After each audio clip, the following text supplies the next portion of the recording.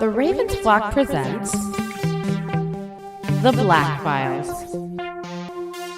an uncensored interview and review podcast for all geek fandom.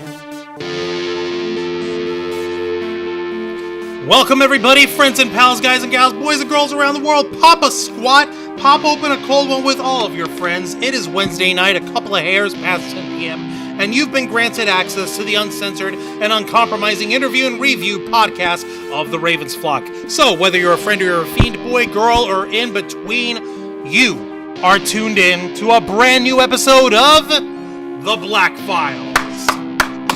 Fantastic! Yes, happy to be here tonight, Juan, on Wednesday, July 10th. And I'm happy to stay here nice and cool, keeping the air conditioning at as cold as possible, because outside is very icky and very hot. It is sweltering. Why is it illegal for these people to make their homes cool, colder than 65 degrees? Why is that such a crime to them?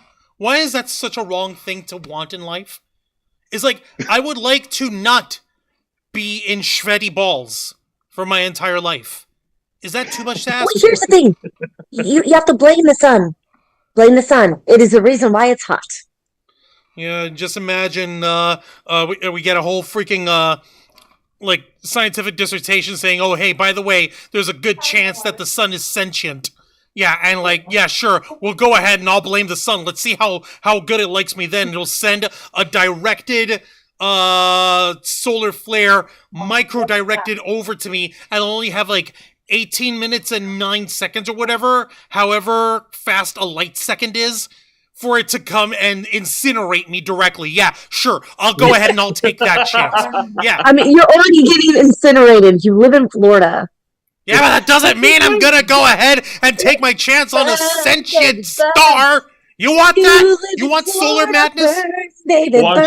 Juan, you just reminded me of the scene from Toy Story where the fucking Sid used a fucking magnifying glass to burn off Woody's forehead, and that was so bad. Scorch a hole into Woody's forehead. Yeah, no, that was fucked. That was totally messed up. But thankfully, I am not Tom Hanks. Actually, you know what? That's not something to be too thankful for. God, you know what? If only I had Tom Hanks' money. I think that would be a little better. I'm your host, Juan Arouse, though. I'm one of the heads of the Ravens flock, the tech guru of the team. I'm the guy who always over-prepares when it comes to the tech that we take to the con, whether we think we need both cameras or the full sound system if we're going to interview people, or if it's going to be something simple and we just do one camera at a time. And then I always pack the extra batteries. Let's see, how many extra batteries did we go through? Man, that's a good question. We went through all of them. Yeah, we did. Jeez. I didn't even pay attention to see when you guys changed the I only saw you guys change out the camera or change out the batteries once. Oh yeah, only once. Yeah. Juan's good like that. We keep that shit locked down, and thankfully, I mean, we weren't really in the room that much. No, true. Only went there to change and sleep and eat. Allegedly sleep. I hear it's the latest craze. And of course, I am not alone. Realize we just sleep at a convention. Guys, we only slept like 8 hours. Yeah, Sis and I only slept 8 hours throughout the weekend. Remember, we stayed up until 3 like every night. Yeah. Remember? God, don't remind me. Hey, you made me sleepy just thinking about it. Stop for a minute over here. God dang. All right, first off, let's go ahead and say hello to the lovely cosplaying duo, Zayana Rose and Dragonfang Cosplay. Say hello, ladies. We're really tired and our body hurts so bad. Oh, yeah, no. Okay. A lot of walking. Sweating. A lot of sweating. So much sweating. Maximum sweating. Right back to work. Maximum copious amounts of sweating. It was too hot this weekend.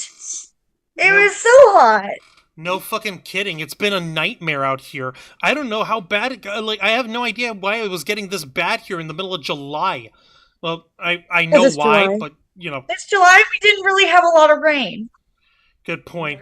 And, of course... But even then, rain's fickle at times in Florida. No, it always rains at MetroCon. Yeah. Except when it doesn't. And then when it doesn't, and then you're like, okay, what happened? Right, something doesn't feel quite right. And let's not forget the main man himself, the founder of the Ravens Flock, the executive producer and content manager of our channel, the host of our flagship show, The Ravens Flock, which is live every Saturday night at 7:30 p.m. Eastern Time, and Wrestle Rewind live every Thursday night at 10 p.m. Eastern Time. Give it up for Mr. Jose Casabona!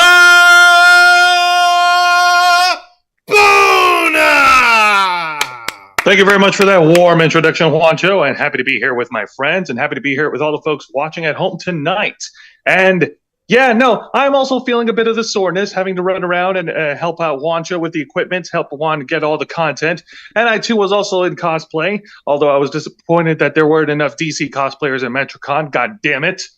Right? What's up with that? You'd imagine, like, yes, I know that it's not the biggest, like, DC convention space on the face of the planet, but there's still gonna be, like, people from other fandoms running around. I mean, what the hell? Come on, man. I actually did notice there wasn't that many DC cosplayers. How bizarre. I know. Like, I saw a few Marvel cosplayers, Mm-hmm. but not DC. Jose, do us a favor. Go ahead and take care of the housekeeping here, will you? Absolutely. Folks, well, just like all our other shows, we are simulcasting on YouTube and Kick.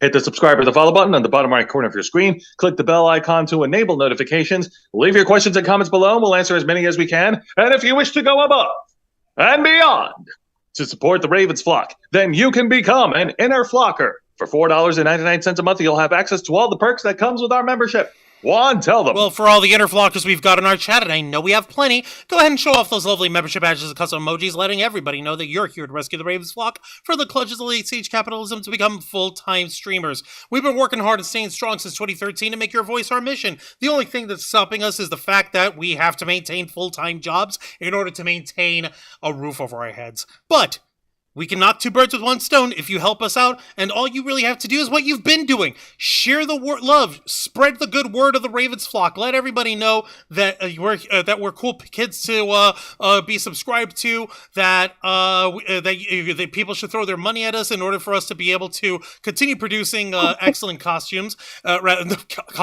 excellent content. I'm over here thinking about the cosplays you girls were wrapping yourselves into. And with your continuing help and support, we can and will succeed. We appreciate every single one of you who stood by us this whole time, and we can't wait to see how much further we can all go together. You also get access to Members First and Members Only content, a special discount to our merch store, link in the description below, and you also get access to us, the Ravens flock. Your favorite motley crew of nerds here to make your voice our mission by providing us your thoughts, your input, your feedback, and your ideas to better shape the future of this channel to suit your tastes and needs. We've got Nikki Bella and Lisa Boo in the chat. Hey up there, folks. Welcome to the Black Files. And of course, we also have Ben Cruz in the chat. Hey up, Ben Cruz. How you doing, buddy? He's over here saying, hey, Ziana Rose and Dragon Fang. I miss you guys already. And I'm currently editing pics from MetroCon, LOL. Yeah. And we were sweating our butts off.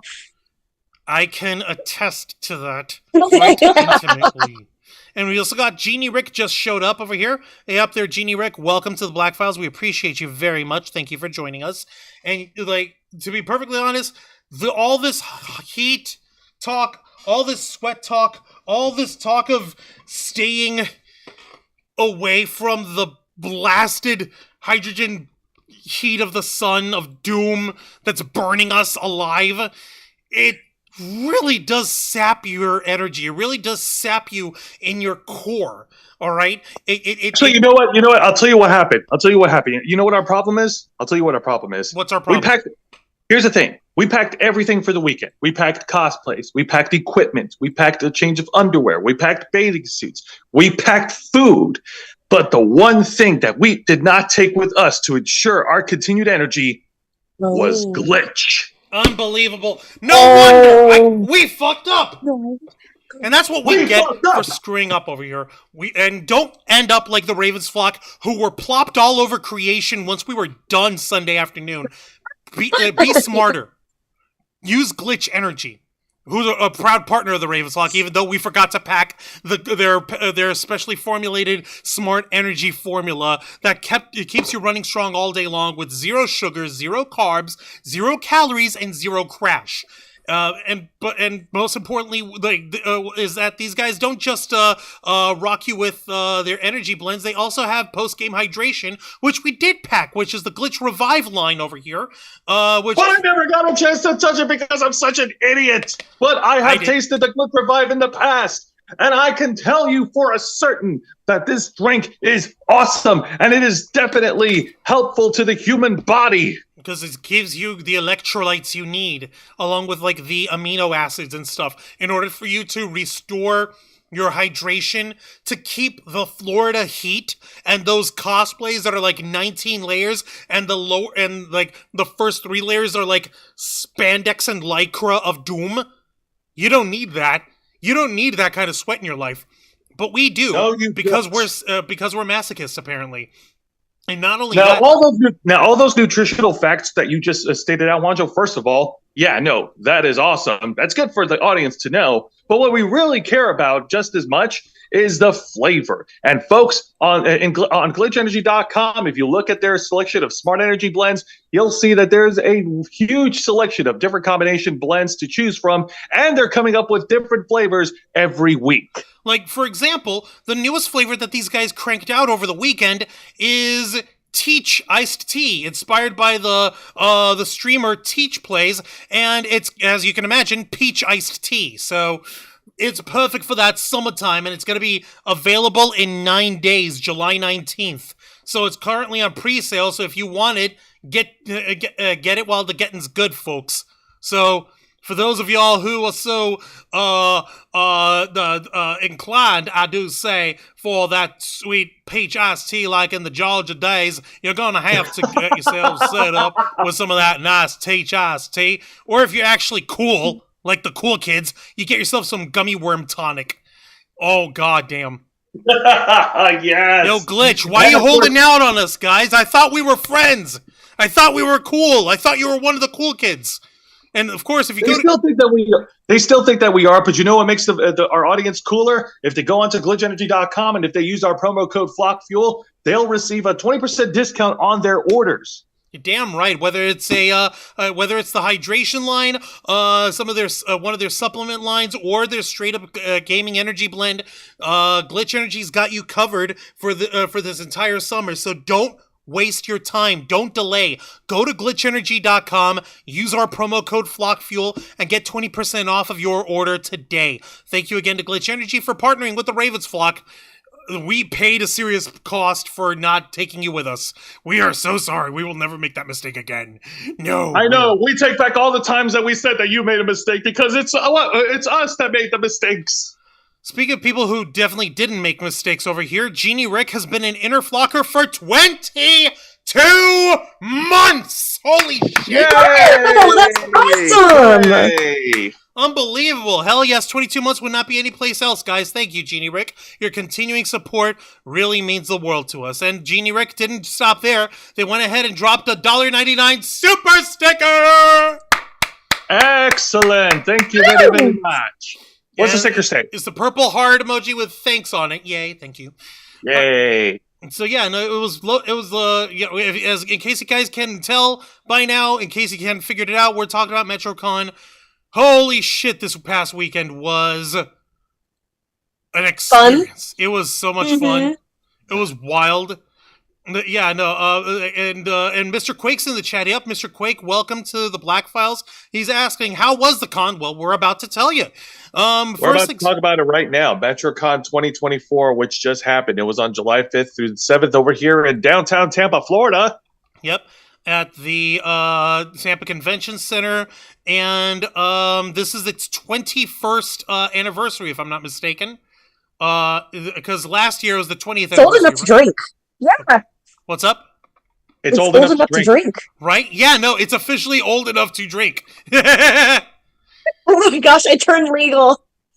Oh my goodness. But yes, MetroCon has been around since 2003, the year of its inception, and it's been putting on awesome weekends after awesome, like year after year ever since. And this year was definitely a year of surprises and also a year of like an interesting like turning points in MetroCon. Yeah, because I'm over here like the one thing that we were really like we were concerned about because we weren't sure what they were gonna go for with this was one of its marquee events, the Anime Human Chess Match, has been officially retired. So like, and I hope you'll pardon because I hadn't heard news of that happening at all until these guys started advertising the convention properly, and until the website was updated for everything for the new year for 2024. And my brain is like, but how do you do that? Like the Anime Human Chess Match, it was like one of the marquee events for the convention. It's one of the reasons why people come to the con to begin with. And it was insane because it was these great simulated like combat events and everything, and you have stories with all sorts of different characters from animes and video games and comics and cartoons and movies and all this jazz coming together in a multiverse mashup of epic death and destiny, the kinds of which that would make your inner fanboy jizz their pants. But that's not important. But apparently the last year was the last year of the Anime Human Chess Match. Pretty much, according to MetroCon, that story-wise, they have wrapped up the entire story of Chess Match, all 20 years of it.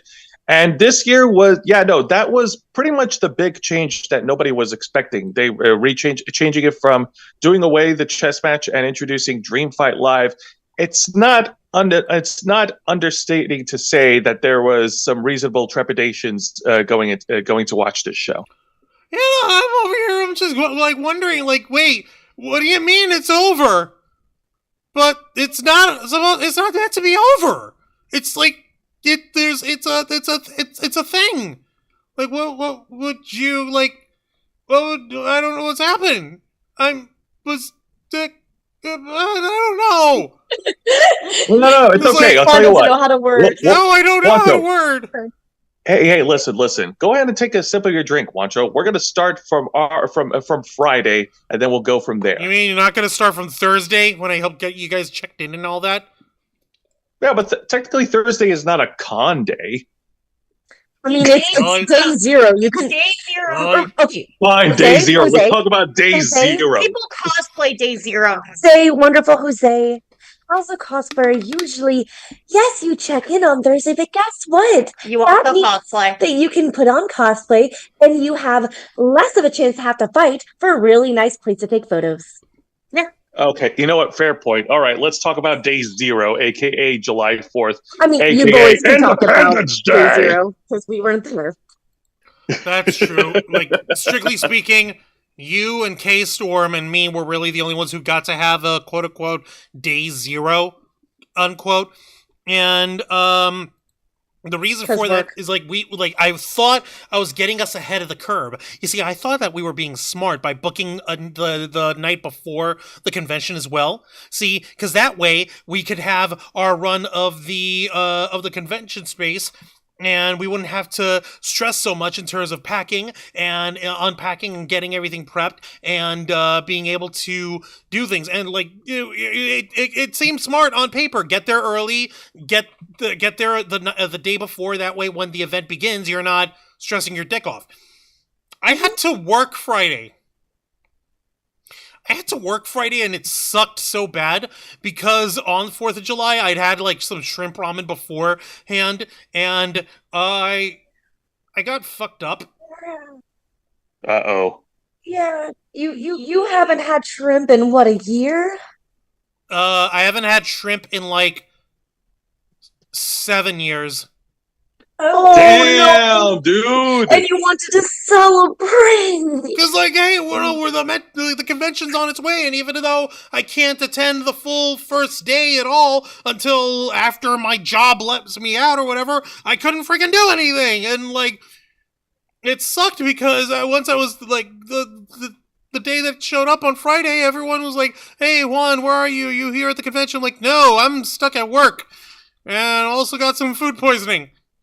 And this sucks. Yeah.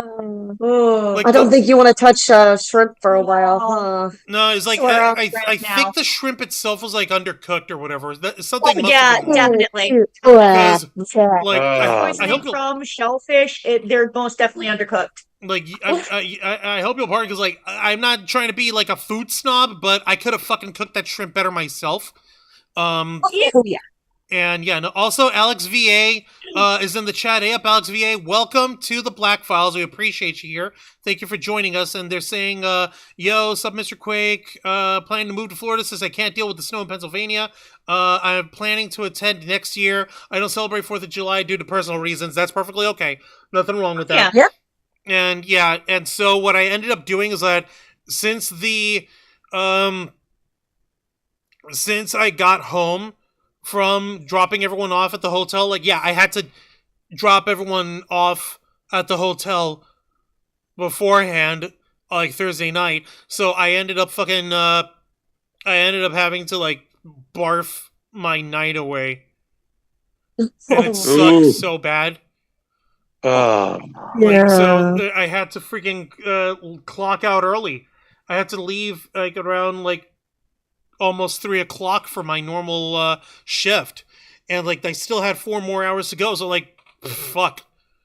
Well, I hope these guys don't hold it too much against me. I did my best. I did my dead level best I to. mean, it's also Yeah. food poisoning. There's really not much you can do about that. Yeah, no. And if you're on the phone, you don't want to have to go, excuse me, and go run to the Yeah, restroom. no one, I'm sorry, but Yeah. if anyone is calling in for anything, the last thing you want to hear is someone go, Yeah, no, Exactly. I'm like, I Customer service on the phone.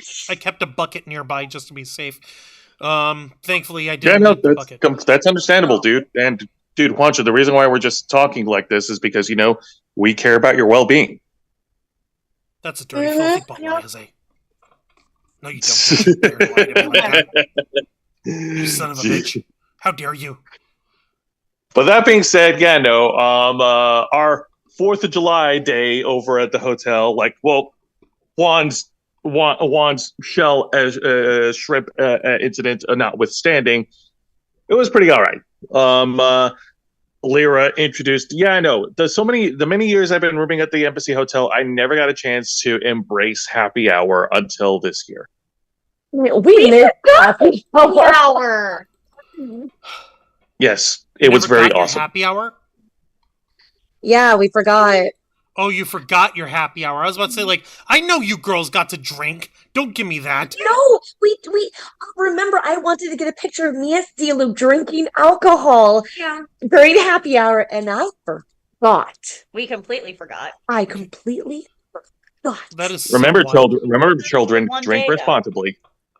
Yeah, true. We always drink Yeah. responsibly. Are you kidding? Like, Oh no, I'm Especially addressing the the- viewers. so what ended up happening is that thankfully I was able to for Friday I found the Imodium, I found the liquid Pepto-Bismol. I downed that like nobody's business, and like freaking mouth washed myself and made sure that I was all done up and making sure that I didn't smell like ass or whatever. Because, like, when you're sick, you feel and you smell your breath, and you can smell how, Oh yeah. gnarly yeah. you are. So I was like, God freaking help me. So I showed up Friday evening. I helped bring Zayana and Dragonfang to the hotel. I wanted to just lay down and die, or at least lay down and be unconscious. But I had duties, and those duties demanded my presence. But let's that'll merge over to what y'all's guys went ahead and did on your Fridays to begin with. So let's start with you, Zayana and Dragonfang. Well, I mean, I worked, so I couldn't really get the entire day off. I was able to work until 1:30, and then we had to pack the car, and you know how that is playing Tetris. Yep. So we didn't get down to where you guys were pretty late.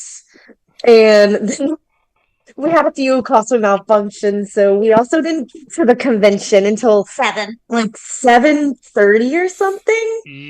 Luckily, oh my gosh, we panicked because we thought how pre-reg ends at 9. It was supposed to end at 9, but We were still Why? there. when we looked over there, they're like, wait, there's no one there. So we had to we flagged down a security person. We're like, is registration closed? They're like, oh no, it's you at the merch booth. Well, yeah, they're like, no worries, we got you, it's over there. And they're like, There were several other people around us looking for pre-reg.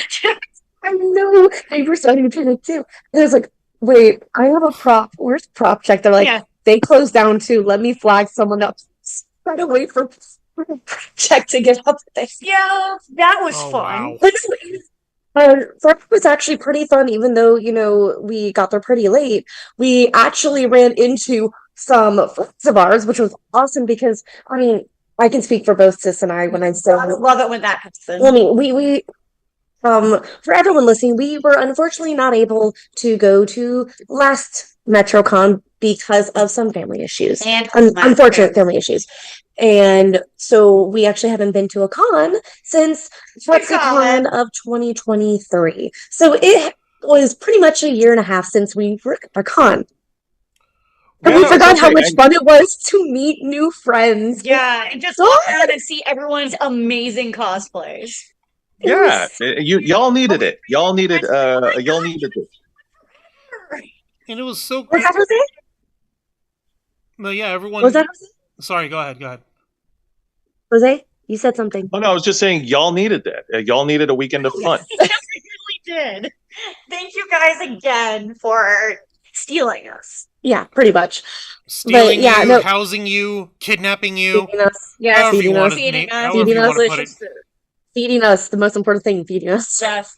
Oh yes, feeding. Yeah, no. Oh Yeah, my actually, god. nice Okay, this so Like, every person who goes to a con, you go into con survival mode, which means barely eat, sleep, or drink the entire weekend. We hydrated ourselves. We were smart. We were smart this year. Yeah, this year we were pretty smart. We drowned ourselves in water. Yes. no la-di-da. Especially because it was so hot.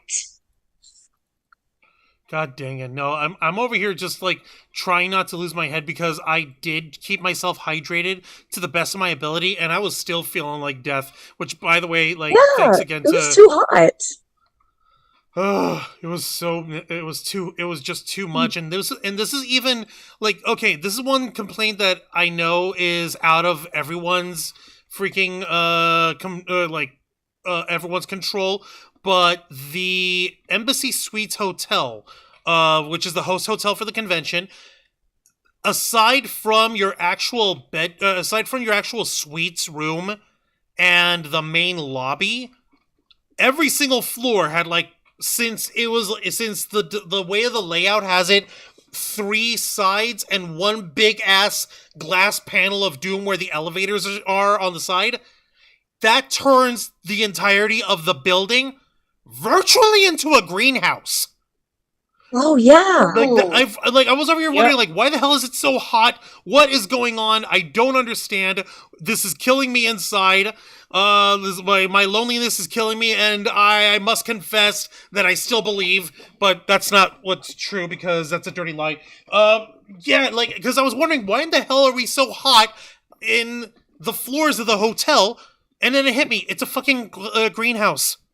We're in a 20-story tall greenhouse where the only air conditioning's in your room, which we're not able to spend much of the time in order to like relax or anything because we're all running around doing a bunch of shit, or in the lobby, which you can't really loiter around in there too much unless you're there for happy hour or you're going to the little cafe or to the Starbucks and shit, and everything's overpriced in those things. I can't really do anything. 50% of the Embassy Hotel is literally glass. Yep. More like 25. Fine, 25, whatever. I'm accounting. I give it a high percentage because, damn, dude, look at like the glass in the center, in the middle of the building. Like on one side, it's fucking huge. Yeah, but that's on one side, peering into the rest of the building. But dear Lord, like I digress. We're just whinging about the heat at this point. But like when we got into your outfits for Friday, what were you two ladies dressed as? I was dressed as Ambassador Lune from Honkai Star Rail. I was Morax, the Geo Archon of Leeway From Genshin. from Genshin Impact. So we were 2 dragons. Yes. we were dead dragons. Dragon boys. That's Holy awesome. fuck. Yeah. Yeah, no, So, that yeah, it was was the hot. spears of doom y'all two brought in. Like Yes. I'm trying to fish out the photos that we've got from the con, and I'm trying to fish out which photos I've got of y'all two in your No, outfit. that was Saturday. You have me Yeah, as Diluc and Sith as Tainari from Genshin. Yeah, you didn't. We didn't have a lot of pictures. Actually, I think I only took a selfie each. No, I took photos of y'all because I went to the group photo shoot, right? Yeah, that was Saturday. Yeah, that was Saturday. That was Saturday. Yeah, so like I know I've got photos of you, so don't try to butt line me there. I'm saying you took pictures of us on Saturday. I can't help it, okay? I was on the clock, and I wasn't there for half of Friday, and I was running sick and shit. Don't cut me some slack, will ya? I was there Friday, but I was there gathering content, and I was filming the 2024 cosplay showcase event that was happening. Yes, as they tell us Yeah, about the how'd that cosplay go? showcase. Well, I never going to ask how it went. oh yeah, no, it went pretty well. The contestants pretty much. All right, let me make it in comparison, and Juan will, and y'all will know this. You know how in Holiday Matsuri they have their contest where not only do you show off the cosplay, but you also do like a little bit of a performance thingy. Still a skit? Yeah, exactly. Whether it's a skit or dance or combat, think of that, but in MetroCon, same principle. So, all right. So we know here we've got Zayana and Dragonfang and their outfits here from Honkai Star Rail and Genshin Impact here. So No. The Saturday one was all Genshin. Oh, Yeah, all sorry, Genshin, what- all Genshin. My bad. It's all gotchas to me. I'm sorry, okay? Yes, it is gotcha. I'm brain fried when it comes to these gacha game cultures. There's shit that I still don't understand. snap You could, Juancho, you could say that Zayana Rose and Dragonfang gotcha with their cosplays. He gotcha. Good. Yep. But Jose, that hurts. you need to kill someone. Jose, he's the one who started it. You're innocent. I'm starting with Jose. I'm murdering him later tonight. Don't worry, he'll never hear from him So again. getting back to the showcase. So- No. They presented a lot. The contestants did really well. The contestants did great. I'm trying to remember the ones that stood out to me. One of the participants was the last one, and yeah, the last ones who participated, they're the ones that won. It's an entire group of all the main characters from Oron High School Host Club. They were doing a dance number. Of course. Yep, they were all doing a dance number, and they were the ones who won first place. They were the ones who won the competition. There was another performance in the showcase where there was two cosplayers dressed up as characters from Jujutsu Kaisen. Guido and I forgot what the other character's name, but they did like sort of like a romantic dancing duet, which was pretty nice, really awesome, very, very, very cool. I have it recorded, and folks, don't worry, we are working on the content right now as we speak, and it will be available soon. Indeed. As a matter of fact, I'm looking at what I filmed for us Friday night when I did go to the masquerade ball itself. Yay! So yes, I went and I attended the masquerade ball.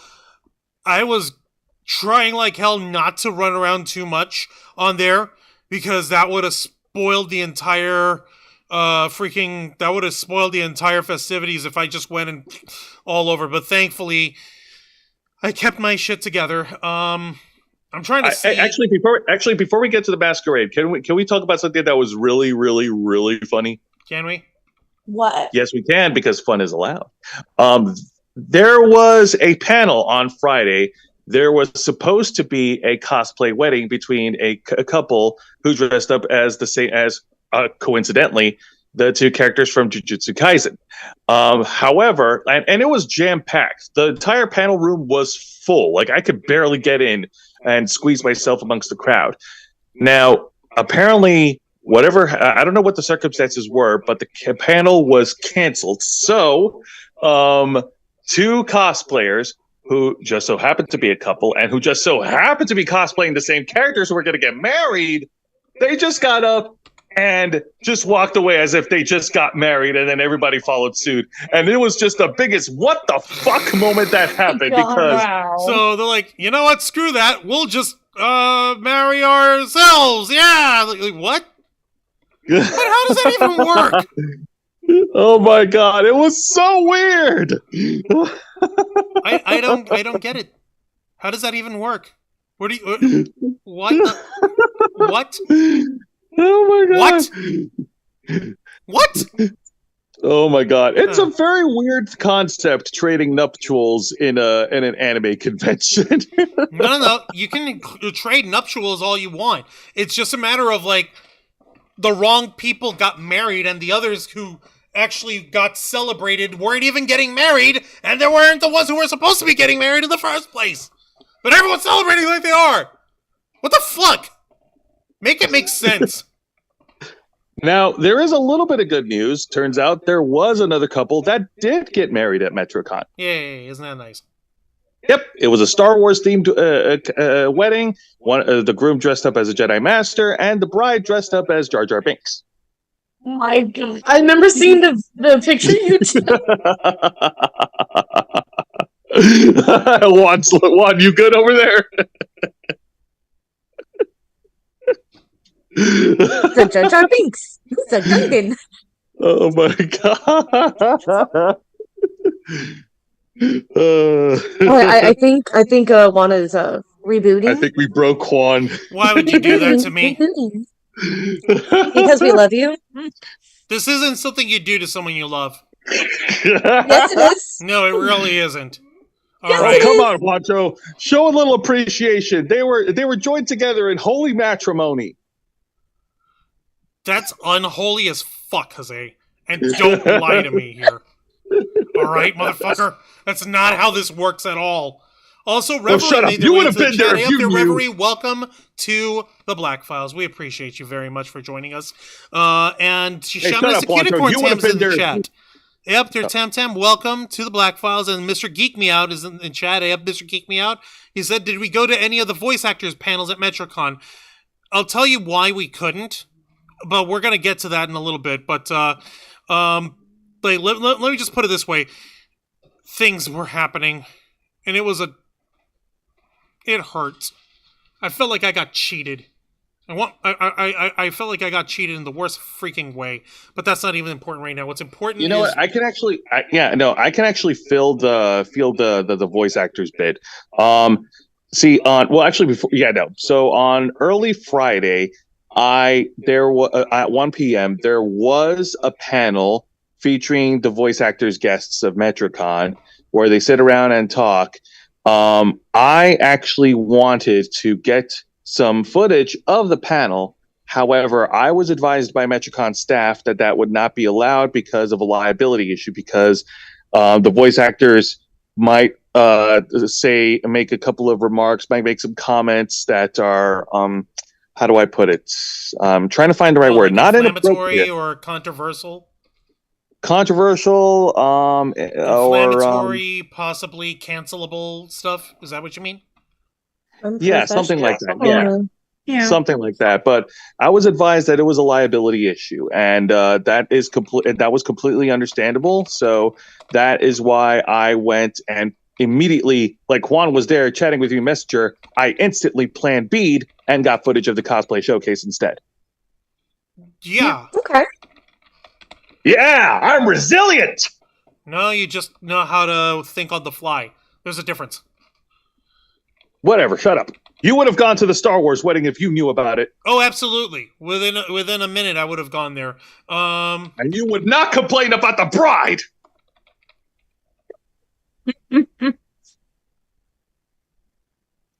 Jose, I think you should lock your door. Yeah. Okay, let's go and talk about the masquerade. Yes, please, let's, before I come after you. Okay, so this year's theme for the MetroCon Masquerade Ball was Battle of the Bands, right? Right. And it started off simple enough, like, oh, hey, we've got some characters from some of your favorite shows and games, and they're coming together and they're going to be performing stuff. We had, what do you call it? We had the Hex Girls. We had Greg Universe was Greg there. from Steven Universe. Yeah, we had Greg Universe, Steven Universe's dad, a.k.a. the hardest hardcore rocker to ever rock so hard. He rocks alien rock girl's socks off so hard that she died. Yay. That was a dark turn, wasn't it? That's not important. Yep. Point is, we had plenty of different characters on there, and they were all doing a Battle of the Bands contest just for fun and everything. But Alistair from Hazbin Hotel decided to hijack the party, and everyone has to perform for his amusement, or he steals your soul. Ouch. Shenanigans ensue. We all get the usual fun shenanigans of getting to interact with the cast of the performance and everything. they all had their own little drama moments, and hey, what are we doing this? And it's cool. It was weird. It was neat. I can't put it to words because you've got to actually be there to Experience it. Yes. Referee was saying, yeah, I was a Hex Girl too. Yo! Guess who's in the Dude, chat? Hex Girls are freaking amazing. Jose. Wait, who's in the chat? Ladies, Who's in the chat? are you able to see who's in our chat right now? Who's in the No, chat? Tell I us. don't have it. Let me show you. Let me show you. I don't have it up. 10 and 8, 7, 6, 5, 4, 3, 2. Screen share is loading. Voila. Hey, yeah! Able All to see. right, Zoe Van West. Zoe Van West herself is in our chat right now. Hey up, Zoe. Welcome to the Black Files. We appreciate you here. And apparently Captain America just joined up. Greetings, Captain. Captain America, my favorite Marvel hero of all time. Hell yeah! Jose's not joking. He's got Captain America cologne. I've got Captain America merchandise too. He's got Captain America cologne. Yes, they had Carol and Tuesday. I was so hyped, says Zoe over here. I remember The Witch's Ghost. Dude, The Witch's Ghost is one of the best ones. Yes. Yes. Zoe's oh my goodness. saying, what up, crew? Appreciate you over here, Zoe. Thank you for that. Yeah, and like the masquerade ball itself was loads of fun. Also, Reverie. Hang on a minute, Reverie. Quick shout out to you, Reverie. You killed it. The Hex Girls were awesome on stage. I'm gonna put a spell on you. Put a spell on you. I'm the Hex Girl. I love that song so much. Ziana Rose, Dragon Fang. I actually have the DVD copy of Scooby Doo and the Witch's Ghost. If y'all want to watch it sometime. I think we have it too. Yes, we can rewatch it, please. I love it. Yay! Zombie Island. So I have that too. Zombie Island is also good. Oh my god! Like, All right, right. Getting back to Masquerade. I just want to let people know I've got the footage from the Masquerade here. You can see an old friend to the Ravens flock, Dr. Theron Sherman of SCP Site 42. We were friends with Dr. Sherman since before it was cool. And he flew all the way over from the West Coast to enjoy himself here at MetroCon. Sis and I used to perform with him. Yeah, y'all used to perform with him back when he was a mid-boss. We did not get to see him. We are very upset. I don't blame you. Miss him. I don't blame you for being upset there, but like truthfully, I'm really glad that we got to that we did get to see Dr. Theron Sherman when we did. So what we're gonna do here is we're gonna string together the Masquerade Ball footage as best as possible, and guess who's gonna get to watch it first? Guess who watches it first? Guess. We do? Huh? We do? Well, obviously we do. Because, it's our footage. What the hell? But inner flockers, you guys get to watch it first. If you're an inner flocker, you're going to get to watch this publicly first for yourselves. So, we're going to put that up once I've got it strung together. Hopefully, I don't crash the computer in the attempt, because, last week it was crashing on me 3 times. No, don't finish that. Don't finish it. You're going to jinx. I'm knocking on all the wood. Knock on wood. It better not. Wancha, do I need to get you like a horseshoe or something? You shut your horseshoe mouth, you whore mouth! Don't you dare! You chicks us have to have all the time for forever, Jose. Don't you even talk shit. Don't start nothing, won't be nothing. All right. Crack me back. So getting back to Battle of the Bands. Right, so it was fun. We had a nice big celebration at the end. Alistair got his socks rocked quite adequately off.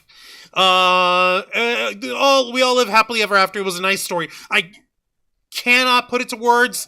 You're going to have to watch it for yourself. I agree. Only if you're an inner flocker. So, best way to become an inner flocker, just hit the join button. Down underneath over here. Hit subscribe and hit the join button, or click on our little link that I put on our chat, and I always put down all the damn time because I'm not ashamed at all. Let me see here. Mr. Geek Me Out, have you watched the movie If on Paramount Plus? No, we haven't, not yet. And Nope. Mr. Quake was saying Earth's Mightiest Heroes Cap is the GOAT. So, yeah, that one was cool. I like that. That was that cool, animation. but also Chris Evans' Cap. I mean, duh, that was America's ass right there. Exactly. So Now, that being said, by that point, after Masquerade Ball, we were all pretty much wiped on our feet. We all went back to the hotel room and just lounged for the rest of the evening. I didn't.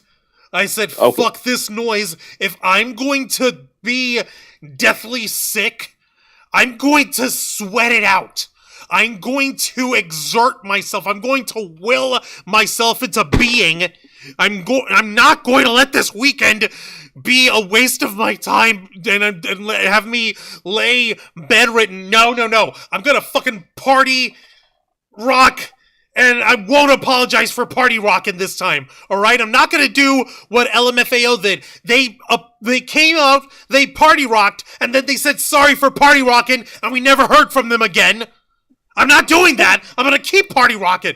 So I went over to the first night of the Metro Massive Raves, which is another staple of the convention.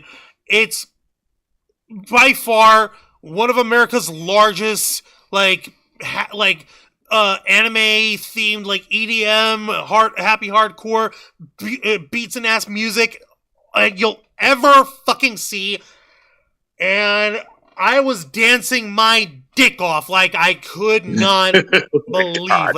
And I did that with a smile on my face as I'm like, fuck it. Fuck it, I'm going to fucking do this even if it kills me. Why? Because I deserve a win. And thankfully, I had enough Imodium in my system where I did win. So, yay. All right, fair enough. Well, Juan went off to Metro Massive. No, I hung around and I hung out with Zayana Rose and Dragon Fang, and we were having our own bit of fun. We hung out with some friends, and yeah, it was a lot of funny. It was a lot of shenanigans, right? Yeah, and it was fun. I mean, we got to since one of our friends is a bartender, they ended up making us some mixed drinks. Oh my gosh, They were they were delicious. so good. And then we nibbled Yeah. on a bit of food. There were Yep. hot dogs and hamburgers. Oh, yeah, no, they had hot dogs and hamburgers. We made freaking pulled pork tacos of Oh doom. yeah, that was so By the good. way, Those were compliments to delicious. by the way, compliments to K-Storm Cosplay. The pulled pork rib tacos were freaking awesome. They Oh, were so astounding. juicy. Oh, by the way, since we are discussing K-Storm, you guys may notice that dress form, that dress mannequin that's been behind us for the last few months is now empty. The reason why is because K-Storm has been working herself to the bone for 2 months to get herself made up for the masquerade as Belle from Beauty and the Beast. What she did She was was so She was so pretty. she came out looking like a fucking $1,000,000. I could No, not. she came out looking like a princess. Say it right. Yes, She came did. out She looking did like come a out looking like princess. a princess. K-Storm looked absolutely stunning as Belle. And so much so that here's what I'm gonna do, just to show everybody how proud I am of my gorgeous, pretty, beautiful wife. I'm gonna show everyone the work that K-Storm put into this. So you see, K-Storm got some advice from a cosplayer named Asta Darling on how she wants to put together her version of Belle.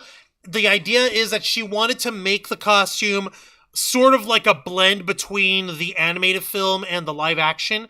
And this is what Asta Darling advised her. She said that she needed to go to this one website that did Victorian era dress patterns, grab from that, see what she can find on there, and use that as her base, as her template, and build it out from there. This, folks, is the end result of how K-Storm came out looking. Isn't she fucking brilliant? Yes, Because y'all already 100%. saw, Pretty. while we were at the con.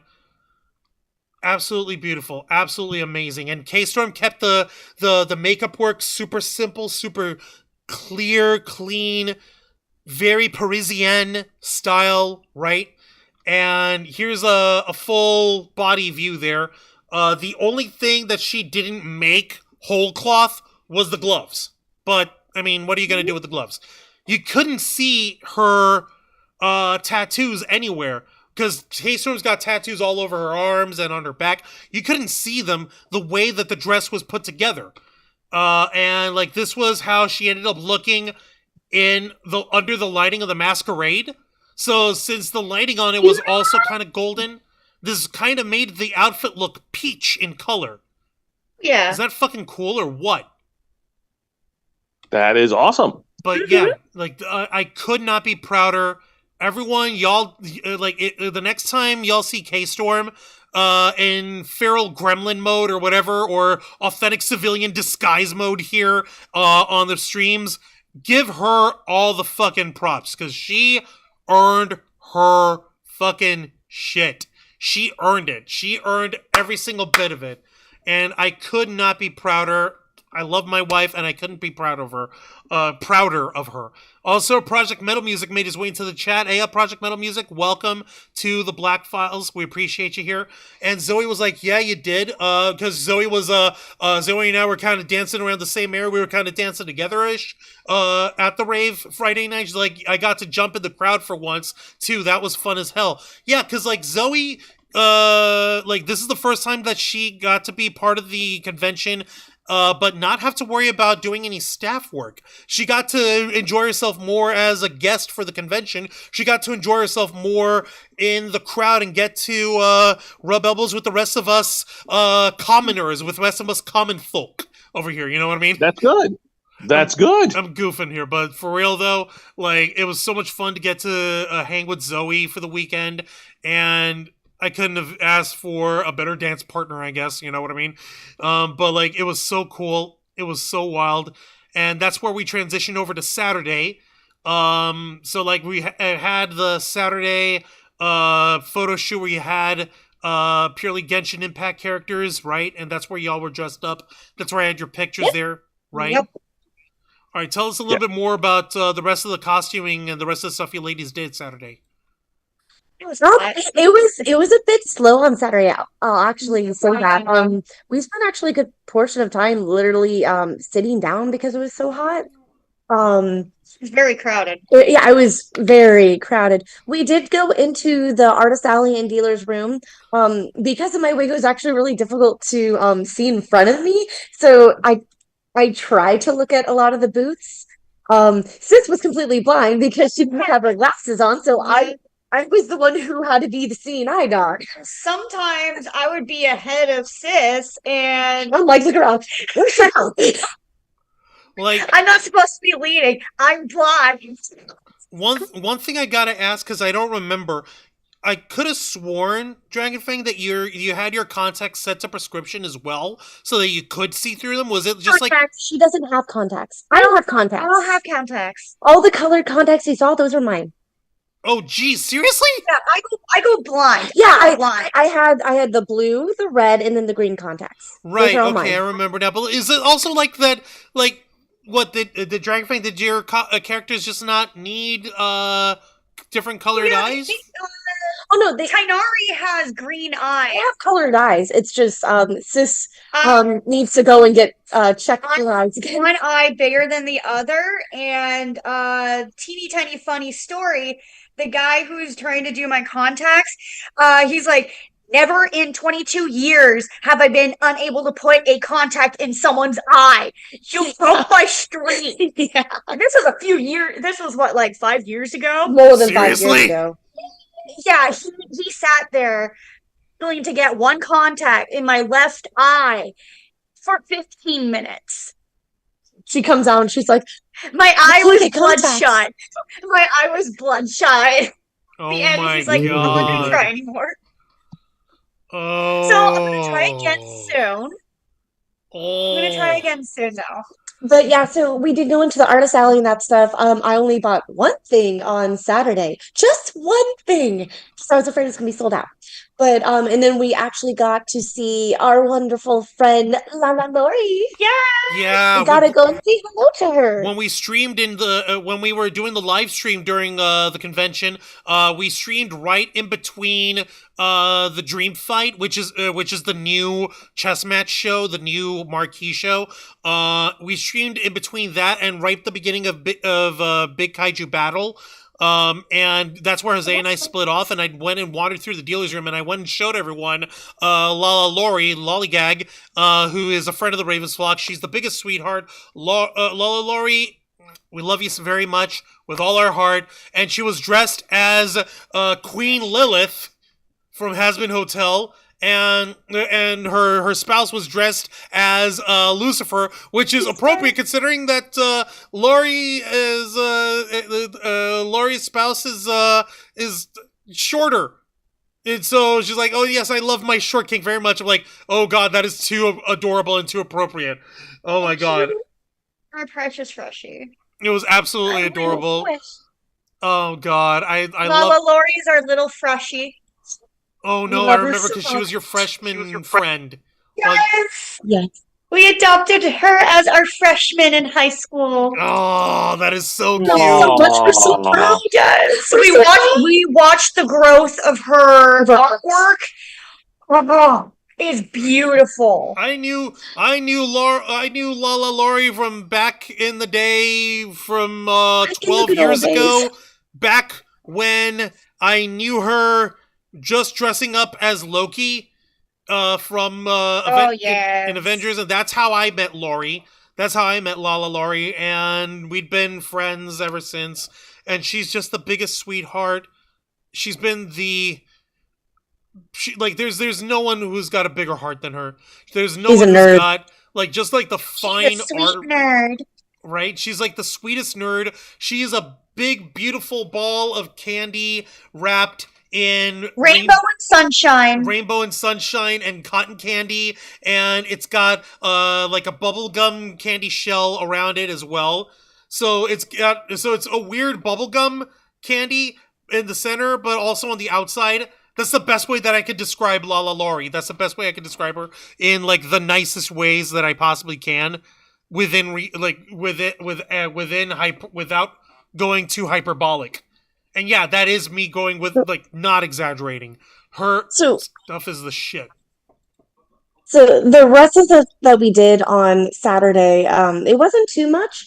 I mean, yeah, in the morning we did go to the Genshin shoot, which was actually it started early, so a lot of people came a little too late. Extremely early. And then we went to the vendors and everything.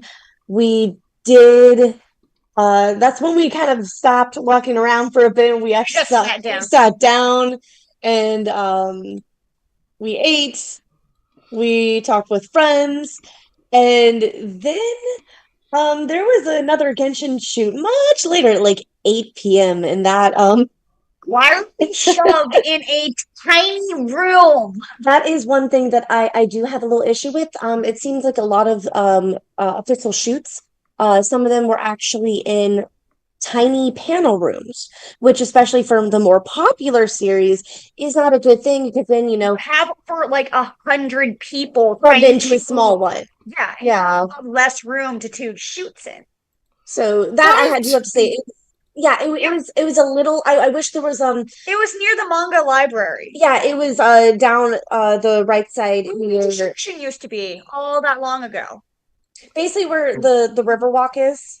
Yeah, I know what you're talking about. It's all down that hallway. Yeah. So I do have a little gripe about that. So if there is a better way to have to reserve actually, if we can have a bigger panel room reserved for just photo shoots, I think that it would be much easier, and it should only be one type of series per day to be able to book that. I'm not talking about private photo shoots. I mean, like, where like a ton of people are going there for shoots.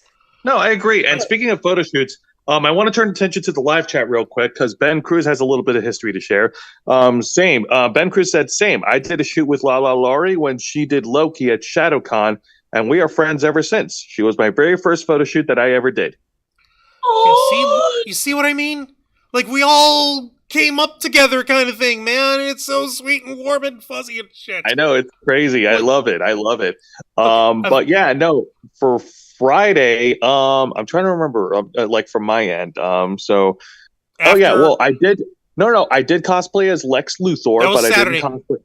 That was Saturday. Sorry. Saturday, cosplayed as Lex. I know. Saturday, I cosplayed as Lex Luthor.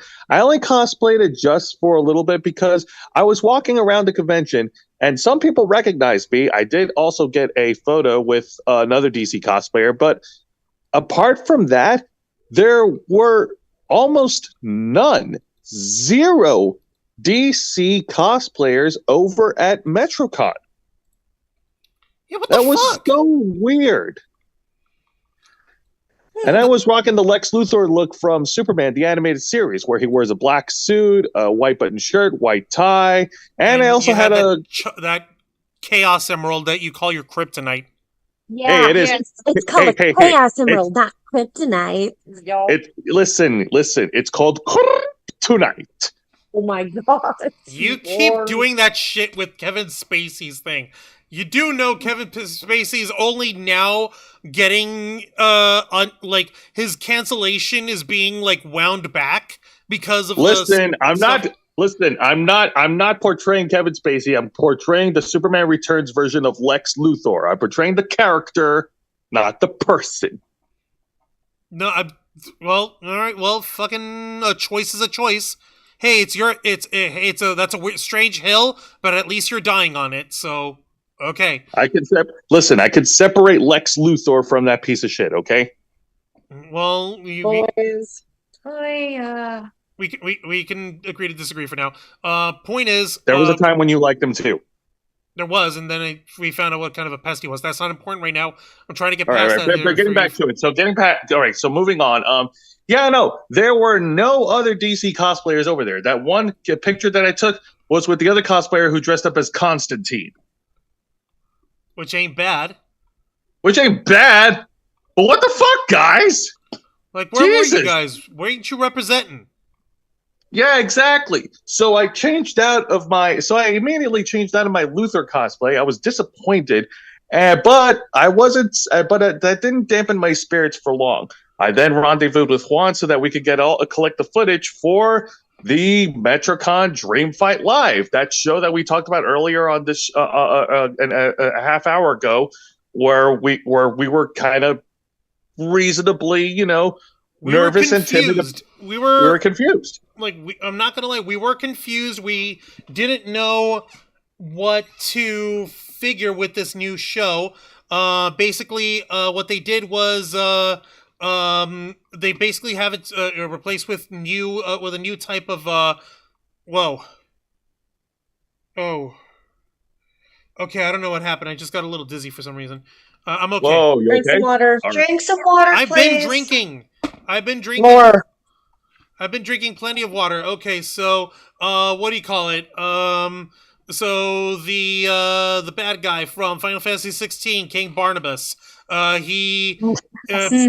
He's basically hosting a battle to the finish between different warring factions, and he basically said, like, okay, here's the deal. You guys are all gonna bring forth your best fighters, your champions, and whoever survives or whoever wins has the honor of not being conquered by me. Everyone else can fuck off. And shenanigans ensued. What's up? I said, okay, interesting. Yeah, and so it was We had excellent sword fight choreography. We had excellent like acting moments. We had Zelda and Link from Tears of the Kingdom and Breath of the Wild. We had characters from Fairy Tail. We had characters from all sorts of other animes. I believe we also had characters from FMA, from Fullmetal Alchemist. We had what's his face from Berserk, for fuck's sake, which was diabolical, which was insane, and I loved it. And we had a whole different lineup of different characters here. And again, we did film the entirety of the event, so if you're an Interflocker, you get to see it first as well. So yay! Hey. All right, so you went ahead and after that was done, you went ahead and you shot Kaiju Big Battle. Yes, that was a lot of fun. Wow, that that was a was- lot of shenanigans. Think pro wrestling, but the wrestlers are the people dressed up as giant kaiju monsters, and they have like little like props in the ring that's supposed to be like city buildings and stuff for collateral Oh my damage. gosh, we need to see that sometime. Yes, we do. It's so much fun. It was so. Oh dorky. my goodness. It was so dorky, but it was a lot of fun. I was only able to film 3 matches because I really wanted to catch up with Juan, because Juan was also live streaming for our folks on Saturday. By the way, huge shout out to those who watched our live stream on Saturday. You guys are great. I wanted to big catch up shout with- out to everybody who was there in the chat and who were asking questions, and we were trying to give an experience to a different experience to the to our audience. And big shout out to Christy Randall-sama, who helped get us gas. Yeah, the donations that she sent to us, we basically used it for gas to get home and get back and do all the stuff that we needed to do in order to get our stuff done. So thank you, Christy. It is much appreciated, and we couldn't be more thankful. Thank you for that. Now, Juancho, while we were all gone, while I was busy filming kaijus killing each other, and while Zayana Rose and Dragon Fang are trying to look awesome in their cosplays without killing themselves, Trying to, as if it requires effort on their part. Y'all bitches are incredible. For the record, Aw, Thank you. So, Juancho, tell us, where did you tour during the live stream? Where did you go? I took the folks at home all throughout the convention floor.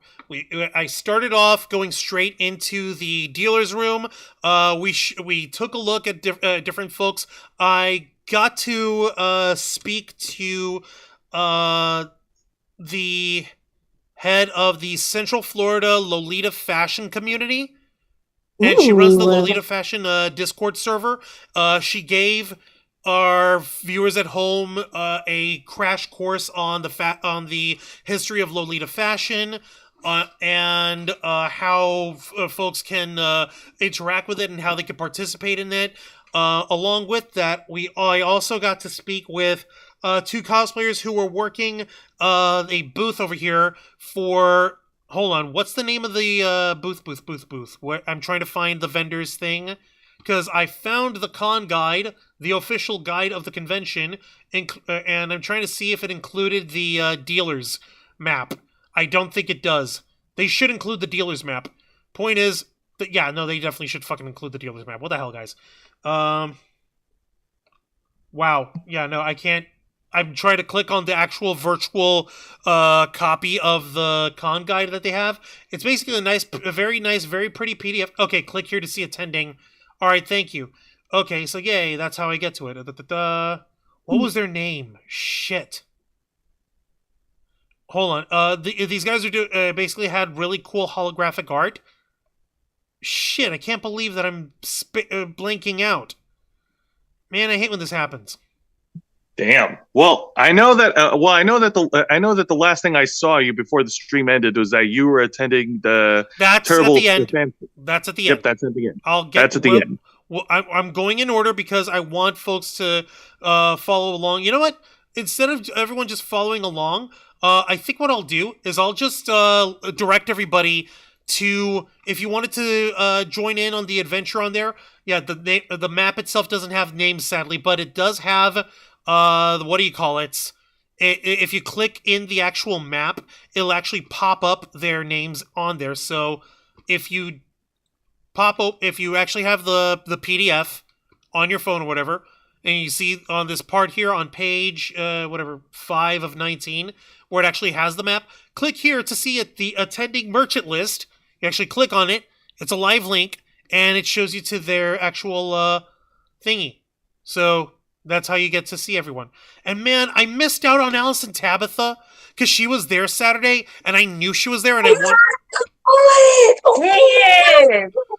me like a doofus. And she's like the biggest sweetheart. Like she is such an excellent cosplayer. She was only there for Saturday, and I made a point in my head, like, I have to see Allison Tabitha. I have to say hello to her. I have to, and I just fucky. Just no. Brain was too fucky from having been sick and from running around like a chicken with its head chopped off. I digress. Instead of me just like telling you guys about what I was showing everyone, I'll just link you guys to the actual stream. So I'll put the link to that episode right down here. Where is it? Where'd it go? Oh, I did not put it on the You gotta be fucking kidding. Give me a second. I have to fix things. I can't believe that I didn't do a thing on it. Give me a second. Oh, wow. Do a thing! I know, nobody's perfect, but I'm supposed to at least be on top of our shit. You're fine, dude. Don't worry about it. Okay, so basically, if you wanted to see, here is the link, and I encourage everyone, on your own time, to check out the actual live stream. We started in the hotel, because we started during the happy hour, and we actually shared, like, some drink time and snacking time with Zoe Van West, and we were talking with her for a minute. Mr. Quake, did Tara Strong or Steve Blum make an appearance? No. They're too expensive. They don't come to these conventions. Yeah, no, they're too expensive. I remember meeting... To come to Metro. I remember meeting Steve Blum and we didn't have to pay for autographs. Oh my god, yes. Right, but that autographs was for free. That was the early days, man. That was in the before days. In the before days, yeah. Oh. I remember those good old days. Guys, we're showing our age. Yes. Right, seriously. So like we ask each other for DeviantArt if we wanted to follow each other. Show your age. Right, it was so ridiculous. And like, what we did was I went to the convention floor with Azay, and as Azay went into the line for Kaiju Big Battle, the first person we ran into of note on there was Dark Lady Cosplay. Yay! Yeah. Which, she's going. Yeah. She's cool. Yeah, she's cool. And she's there like was she there as a guest? I don't even know. No, she wasn't, right? No, she was just there to hang. And truthfully, Dark Lady Cosplay, she would be this fine lady over here. You guys saw her dressed as a different character from the Hearthstone games, and like she's basically like an ambassador cosplayer for Blizzard Entertainment, and she herself, she does amazing cosplays. She's a fucking legend.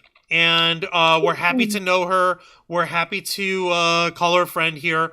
So folks, if you're not doing it already, go and follow her. Dark Lady Kira Arlena is her name on Twitter.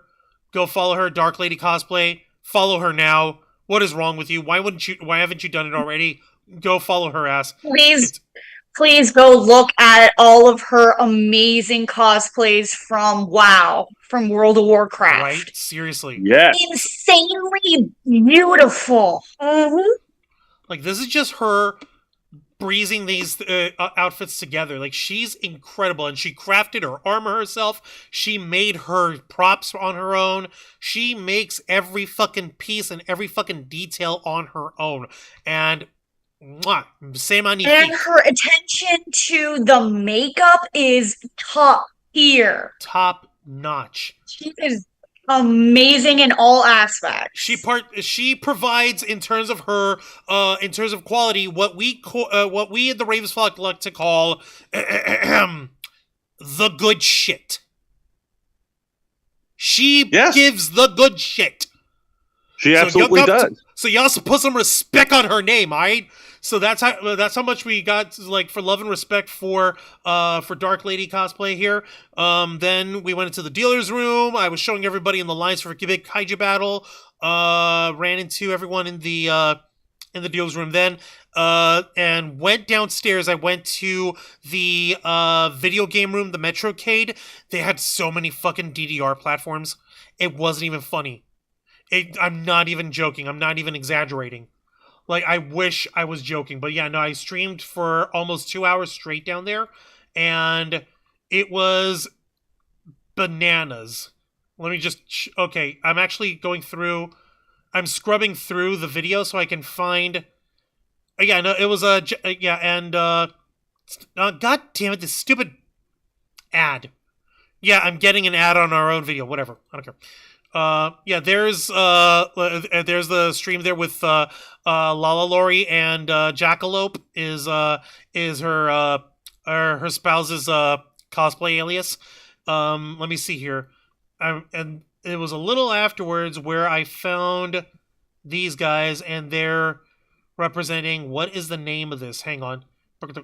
Okay, so what they've got is it was basically holographic collectible cards, and the artist that they work with actually does art for Magic the Gathering on this guy's spare time. So he does this shit just for fun.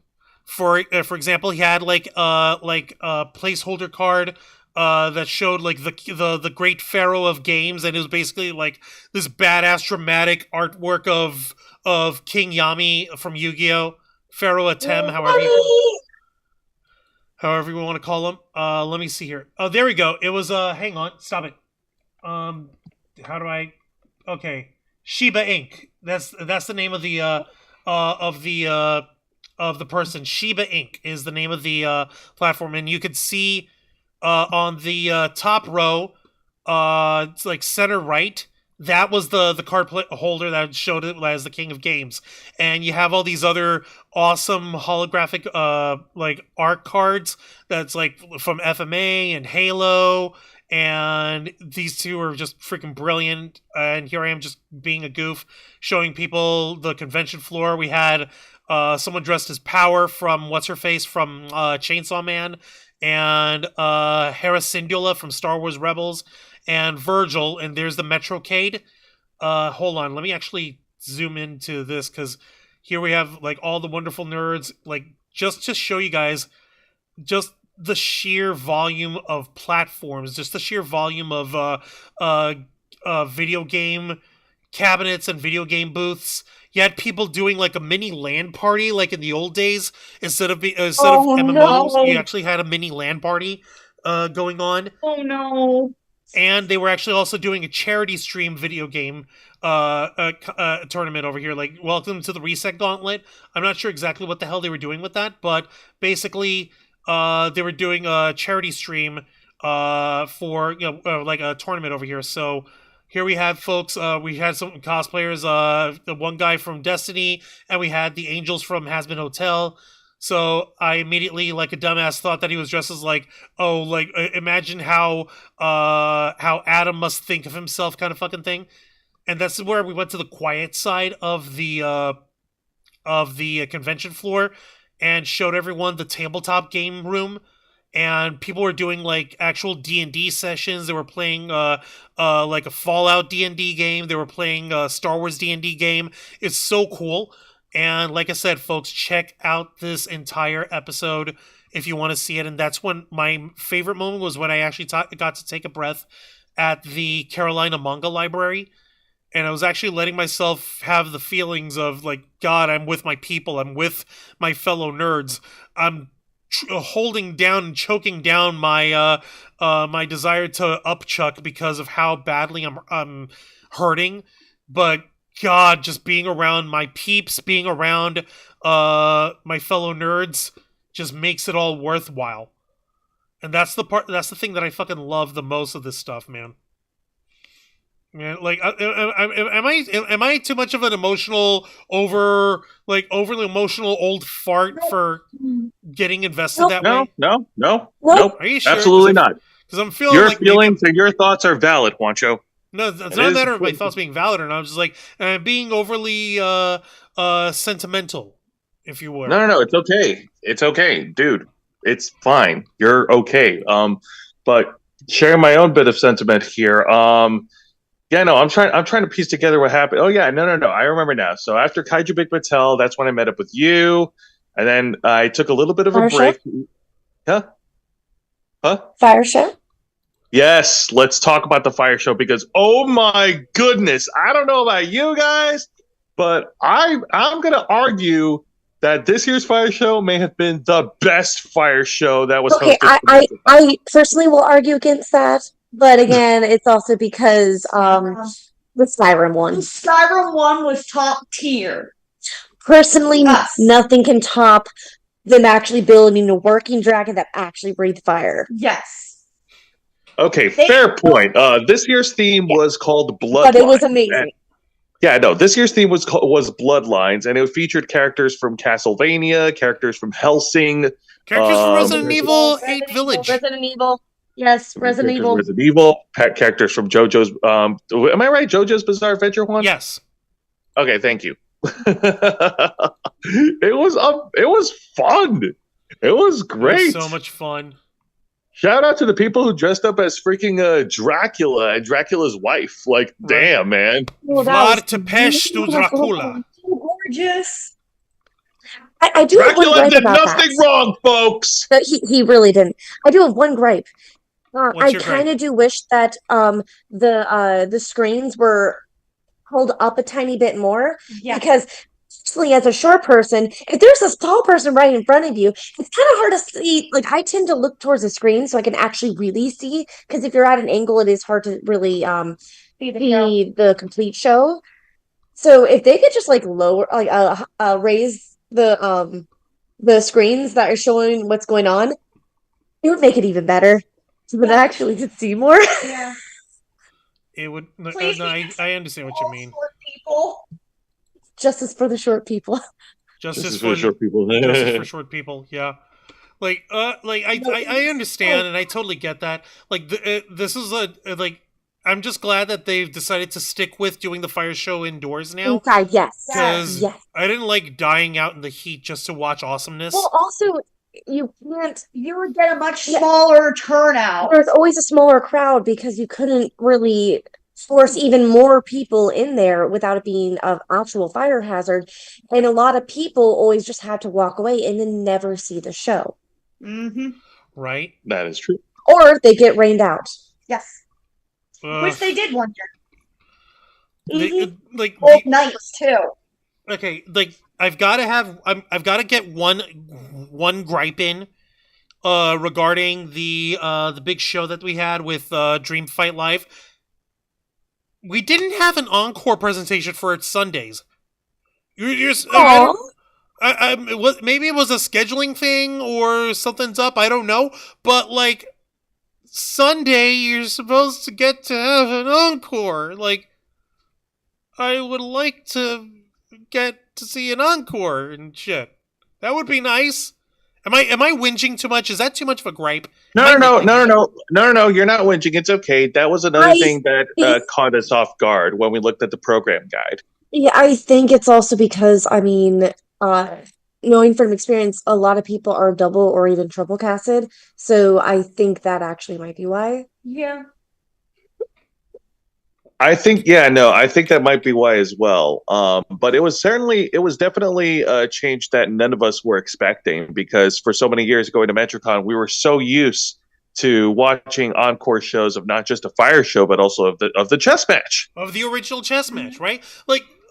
Fire show, you had it Friday night and Saturday night, so that's okay. But we only had the Dream Fight Live just one day only. The That's rave right. goes for 2 nights. I mean, what the hell? I don't understand it either, but I think I think Dragon Zayana Rosa's theory might have some weight to it. Right, because if you got people who are like double or even triple cast, you don't want to over exhaust your cast and crew and all that. Yeah, I get that, and I can see that argument. And my brain is like, okay, I respectfully understand. I digress. How about letting folks, like, rather than doing double or triple casting, just doing single cast for each individual role? I don't know. Considering Insits and I both had tried out for other cons, Mhm. it's also who is the best for this role. Yes. I know. I understand. Especially if it depends on how many people try out and everything. Yeah. So, Correct. going back to the fire show, can we please talk about the freaking the best fucking part of it, which was that fucking fire whip, man. Fire Yes. I agree. It doesn't matter if that one crack didn't happen. It was so cool. Oh my gosh! Please, guys, fangirl with me. Oh my god.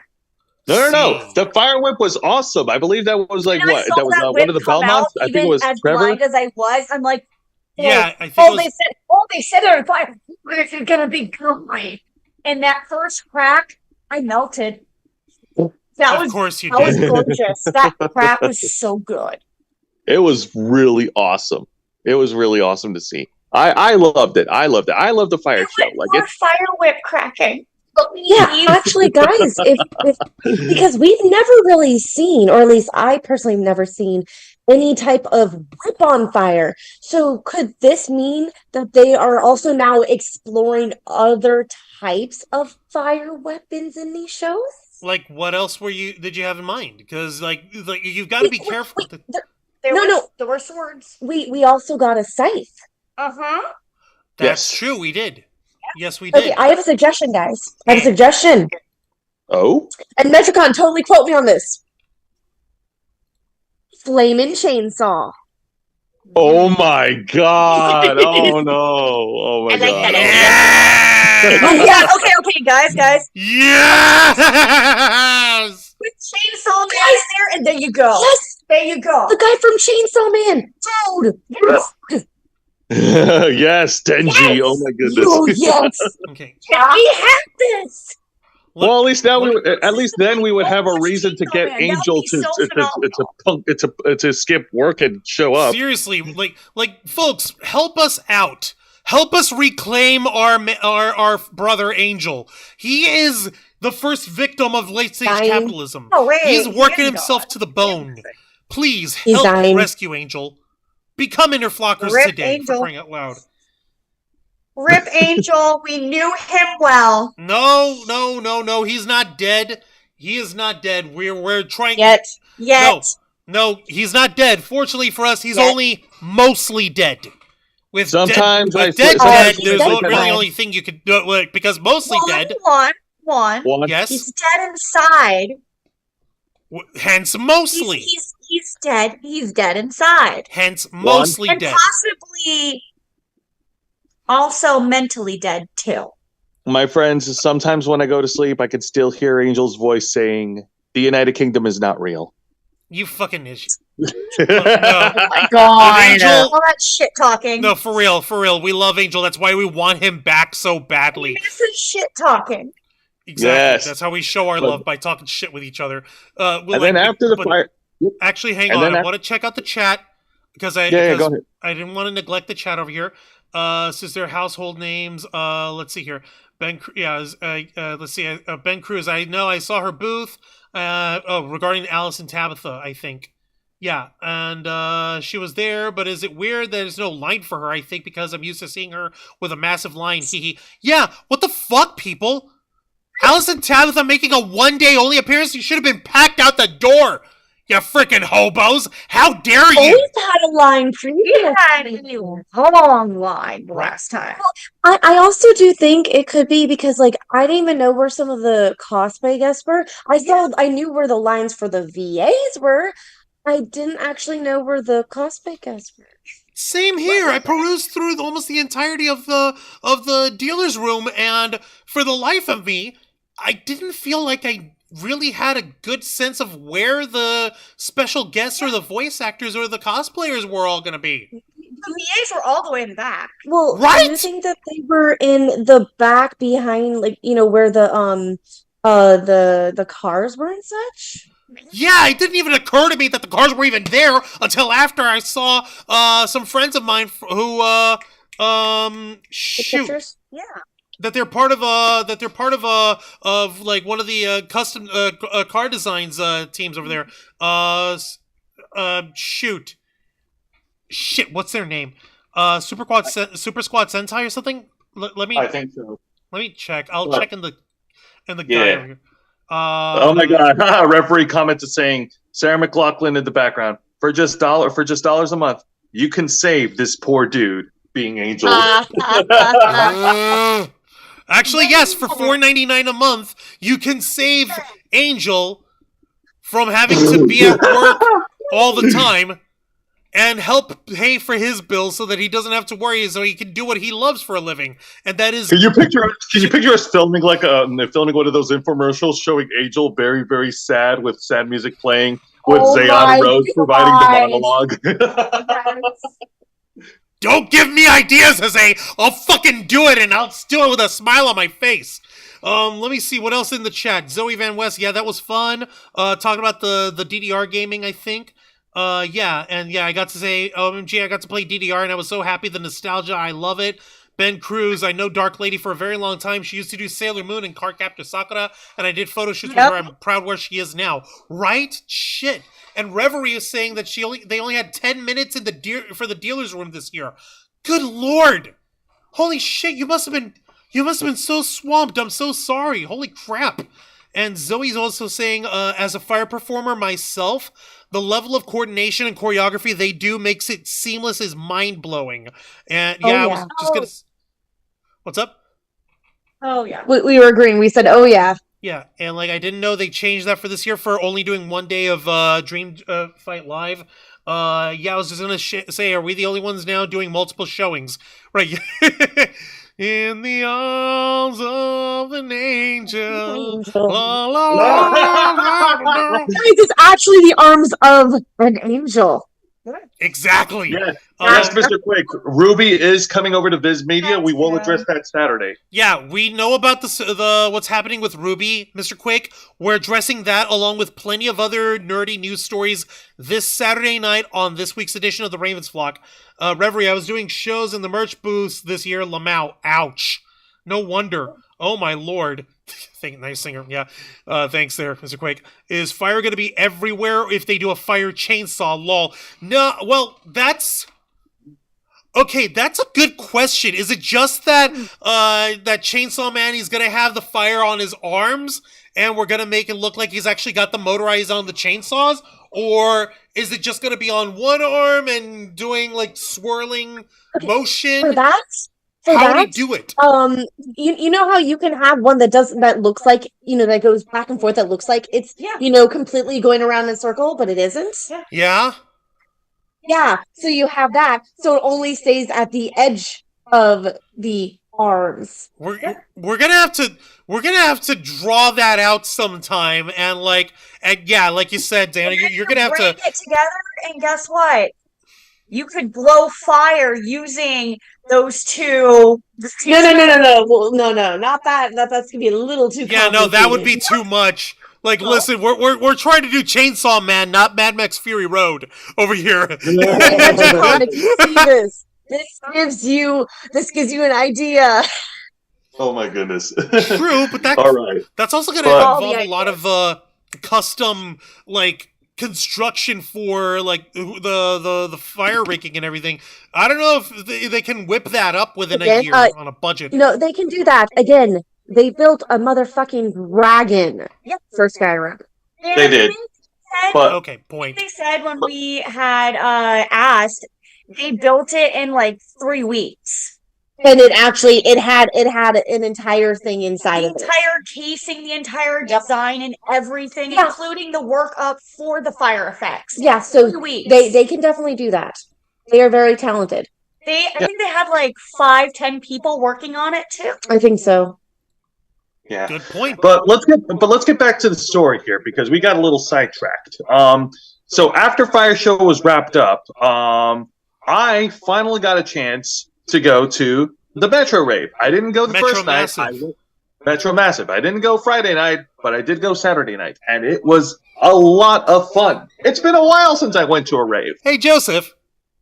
Yes. Did you see me up on stage there? Okay. Wait, what? Oh, Well, I'm sure you must have had a ball. Okay, here's what's up. Zoe Van West, she actually, she and I had been talking and shit, getting ready and hyped and talking about MetroCon and getting stuff ready and just goofing and stuff. And she's saying hey, I would love if you could help film some of my, or if you could help film my set for during the Metro Massive Rave. And I'm like, huh? My brain's like, me? But I'm an ass. I'm a scrub. But at the same time, yes, I'd be happy to do it. But at the same time, I'm like, oh my god, she actually wants me to do it. What the fuck, man? So I put my big boy pants on, made sure I had my belt on, okay. I don't have any more Gatorade or Glitch Revive on me, but I got a bottle of Pepsi Zero Sugar on hand. So, alright, let's do this shit. And Zoe was a force of nature. Once she started dancing, when she was the first one on set for Saturday night, so I had to be right up on her heel with Adam, who's running the decks behind her on the main part of the stage, and I was filming everything as big and sweeping as possible, but also trying to maintain as much of a distance. That way I'm not getting in her way, but also at the same time trying to get the best angles there. And this was me filming behind her on stage, trying to get the back and the side profiles as best I could, while Zoe had another friend doing filming up front, up close, and the way this shit's gonna look together, it's gonna be fucking magic. Even with how I was looking at it, holy shit, the helating of the lights, of the actual stage lights shining on the silhouette for her while she was dancing, oh, this shit's gonna look fucking cinematic as hell. Oh, you guys are gonna love it. You guys are gonna fucking love it. You guys are gonna fucking love it. It was great. It was awesome. I had a wonderful time, and Juan, you did a fantastic job. Kudos to you, man. I hope I did a fantastic job. I'm just pulling this out of my ass because it's very rare when you ever see me preening my own feathers. Usually I'm the first person to shoot myself in the ass for trying to think above my station, if you would. But getting to work with Zoe and getting to see exactly what her flow was, I was just going in the same way. And I had bits in there where I was filming the crowd.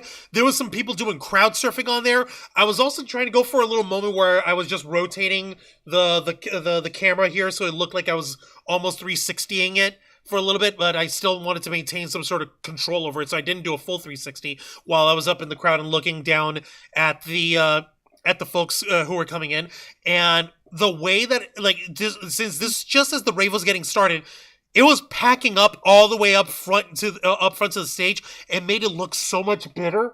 It made it look so much better because I was worried that with this just being with Zoe being the first on stage, that her set might have that I was personally worried that there might not have been enough folks to appreciate it. But no, that bitch was packed up. It was packed, and I loved it. Because I saw the people fucking dancing around and fucking singing along with Zoe, and the way that she was in flow with her movement and everything. I wanted to make sure that I got all of it. And I fucking did it. And I fucking did it, man. It was beautiful. Good, you did good. It was definitely beautiful. It was so wonderful, and what's really neat is that afterwards, since K-Storm, she got her time to show her outfit to Lala Lori, who she was personally promising to show in person her actual outfit and actually get to examine it. Nice. How did Lala Lori take it? Huh? Oh, how did Lala Lori react? Lori loves it. Lori was so fucking proud. Lori was so fucking proud of K-Storm's work. And like, so what K-Storm did is that since we had a little bit of leftover pork, what we did is we had some rice that we cooked a few days before the convention and brought it and kept it refrigerated. We basically just took that rice. We took some canned chicken breast. We took some carrots that we had and green and red peppers. We cooked that shit up. We threw it up into the slow cooker. It absorbed all the yummy juice of the night before of the taco pork and all that. So we got this big, thick, yummy pile of like fajita rice, which is like chicken and pork fajita kind of thing. And it came out tasting so fucking good. It hit the spot. So good. Everybody got a fucking bowl. We had a bowl for Jose. We had one for Zayan. We had for Dragonfang, for K-Storm, one for me, one for our little bit. We had a bowl for Zoe and for Adam. We had bowls for our friends, Avarice Blade and their roommates who were like surprisingly right next door. So Avarice Blade, hey up, welcome. Hope you enjoyed the food. Yay! And like, I was honestly like, holy shit. We actually cleaned out. Jesus Christ. And yeah, no, I'm going to show you guys the footage. But the first person who's going to get dibs on it is Zoe. I'm going to, once I finish getting it uploaded to like a Google Drive or whatever, because it's like almost like 9, maybe 10 gigs worth of video for that 1 hour, whatever set. So I gotta upload that shit and make sure that Zoe gets it first, send it straight to her, and once we got that straight, I'm gonna make sure that you inner flockers also get a chance to see it. That the inner flockers get a chance to see the performance. Granted, you're pretty much just gonna be seeing the silhouette of Zoe dancing and singing, and like, so you're like, wait, why isn't one in the front? Because my job wasn't the front. My job was on the sides and in the back, all right? Yeah, nobody wants to see colored silhouettes of Juan dancing. No, actually, surprisingly, the other videographer who was helping out, who's a friend, is always I can't believe I forgot her name. I'm blanking. She's part of staff. She's part of the con team, and like she managed to catch a bunch of Zoe's performance without catching too much of me in the shot. And I'm really glad for that, because I'm worried that I'm like, okay, no, we got to make sure we're on the same page, but we're all in flow, even though we had no coordination with each other beforehand. But like, no, fuck it, good. We're on the same page. Excellent. I couldn't fucking believe it. So yeah, let me fucking see my things over here. What's my brain? I don't know what my brain is. You're because I'm. So Ziana Rose and Dragonfang, how did y'all spend your late Saturday night of Metro? Oh my god. Well, I mean, at 18 we had that. Yeah, the Genshin meet. The Genshin meet, and actually. And then we got in line for the fire show, and after that we went right back to the room, had food, and literally tossed the cosplays. Y'all just freaking threw the cosplays off. I remember having to help you peel those things off of you. It was such a mess. It was so messed up. Okay, we peeled them off. Okay, and I do have to say, there's a reason why we were offered to go to the fire show on Friday. However, I was D-Luke, a pyro from Genshin. There's a reason why I had to go on Saturday. I had to be in him while watching the fire show. It was perfect. It was yeah. But yeah, you had to peel the coat off me because it actually got stuck. It actually did get stuck. Yeah, God. I had a fun time trying to get 3 layers of tops off of me. Right, and like the first, like you had a binder bra. Hoodie on. You had a binder bra, and then you had the shirt. Had a shirt and then I had an undershirt underneath. And that was just peeling like sweat-soaked layers off of me, and it was gross. Yeah. Oh, and don't mention Lord. the tiger too. Yeah, I just had a lot of buckles. Yeah, yeah, a lot of buckles. I know, you could have left a couple of buckles behind. It was I couldn't. Listen, that was holding it all together, you know? I saw Yeah, it. It was Juan, like Juan just doesn't understand that being in a cosplay for so long is buckling under pressure. Listen, there's a reason why you have to go to the bathroom before you put all your cosplay on. Because most likely you will not be able to go to the bathroom again until after. Like me, or on Saturday, Sunday, I had to take half my outfit off just to go to the bathroom. I had to take my ears off, my tail off, my gloves off. Life of a cosplayer. Half cosplay had to go off just so I could go to the bathroom because I'm like, I gotta take all this off first. So can we just mention that, it's not a con without some sort of cosplay mishap? Yeah. boy. Yeah. Okay, so what? Losing pieces of cosplay, something breaking, Right. something Like, not going right. I'm just thankful that the one or two things that happened with y'all's outfits was it's like, okay, one round buckle thingy, the glue came off of it and just came off.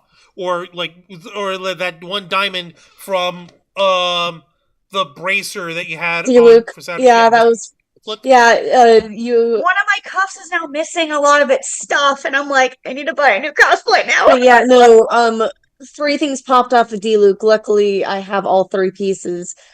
Now, if you're talking about Sunday, where, let me just say, Autumn was her name. I'm taking off all of those stupid little things and gluing them directly onto the outfit this time.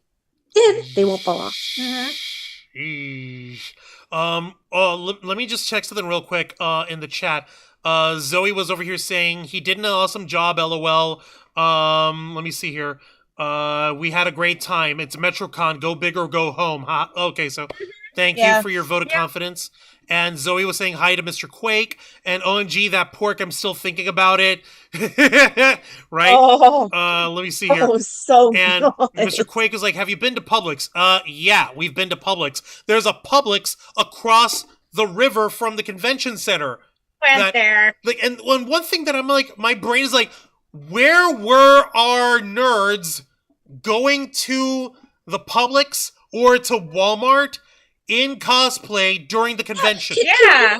Can we make that a thing next MetroCon? Yes, please. Like, we should all set a time where everyone just migrates there. Just to migrate there, and not to harass anyone at the Publix, not Just to get stuff. just actually buy stuff, pick up sushi, pick up something from their deli, get a pub sub. I don't care. Pick up a case of Gatorade or Pedialyte or whatever you need. No. See, now I have to do it, guys. Now that you brought it up, now I have to go back down to downtown. I got to cross over that bridge, and I got to make up for it. And I got to go to that Publix because we didn't do it this year. No. And it You're felt going to do weird. it next year. No, we Do have it to next do it year. next year in cosplays. All right. Should we set up an event? Oh my Should god. we? Just because. That was weird. We should set up an event that says all day. What was that, Ziana? We need to set up an event and have it listed for all day, and just everyone, again, not being harassed. Just go there, get your stuff, and have fun. Do you need something? Are you missing something? Join the mass here. migration. And go to Publix and get your stuff. Join the cosplay migration station, whatever. Fucking, it'd be funny. Or like the cosplay march to Publix or whatever the fuck. I don't know. It'd be It'll just probably make someone laugh or smile. By the way, guys, exactly. the cosplay pub sub run. There we go. That's an Yeah. idea. And like we could pick Pub up subs are pub the sub for best. ourselves, or we all get like tray like those catering trays that they have there for like $15 or whatever, and everyone gets like a little ham and Swiss or a Cuban or something, and like everyone just like snack on something. We'll get a couple of cases of soda, and we'll just like enjoy ourselves You there know, at the Publix. we're gonna make this happen next year. Yeah. Okay, Spread the sure. word, Fuck guys. it. Why Spread not? the word. This is gonna be fun. Also, holy shit, Physetter Macrocephalus is in the chat. Hey up, Physetter, welcome to the Black Files. We appreciate you.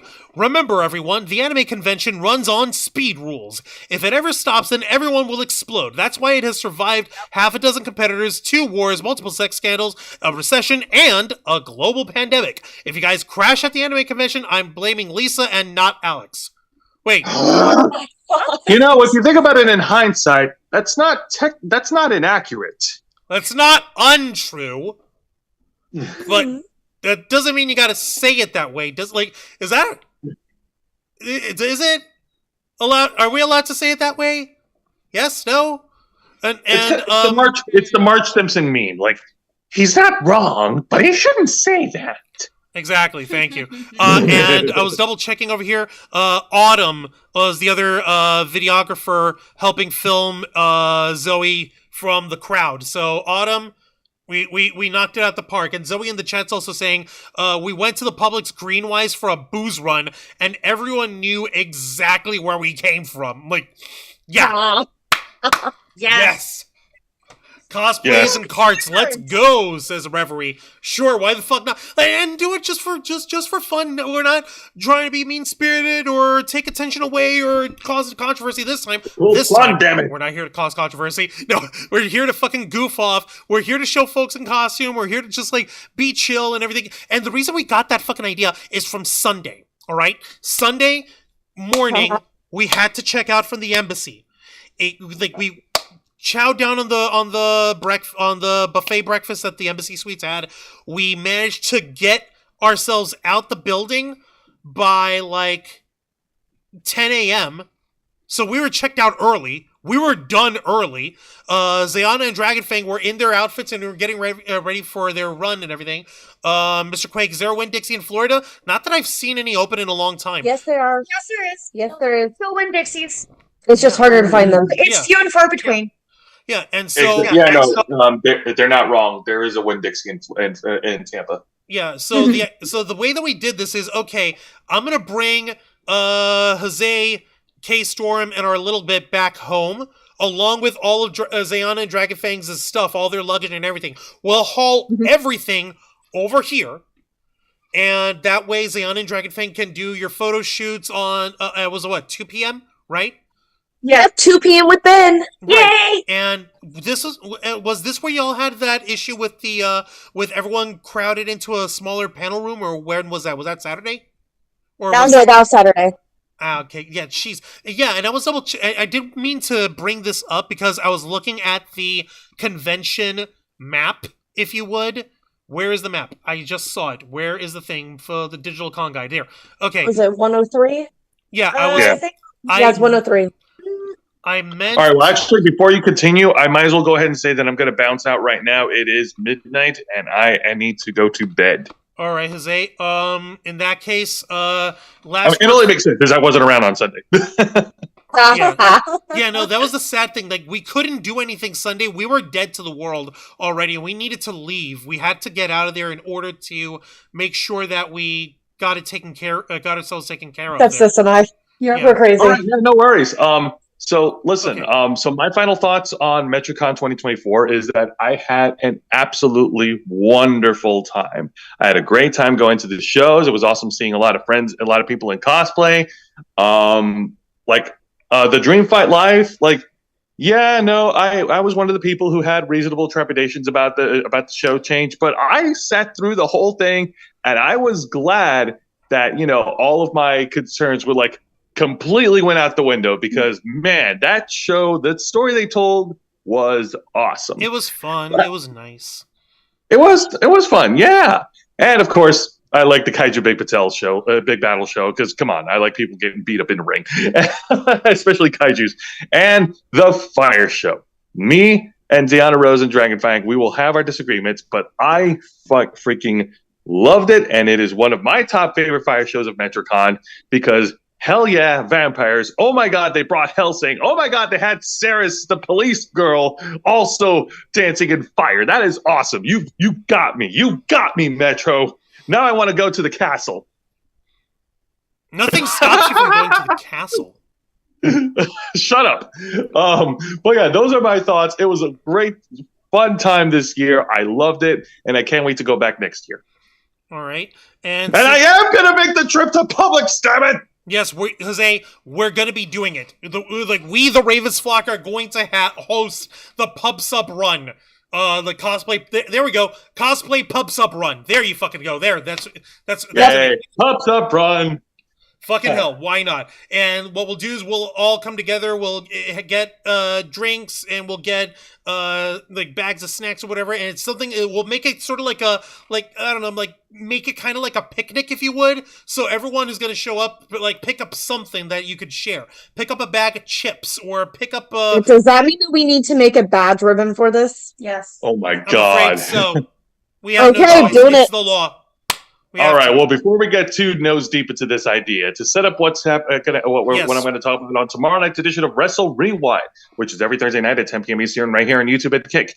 Me and my tech partner Ronda Rouse will review this week's editions of WWE's NXT, AEW Dynamite, and TNA Impact. Along with that, we will also be reviewing the main events for this year's NXT Heatwave, which was in Toronto, Ontario, Canada, and also this year's WWE's Money in the Bank. The shows were fine. I liked them, and I can't wait to see how we're going to review all this stuff. So, Jose, you go the fuck to bed. Get out of here. Hells yes. Thank you very much for having me, Juancho, and thank you all for joining. Thank you all for being so cool in the live chat.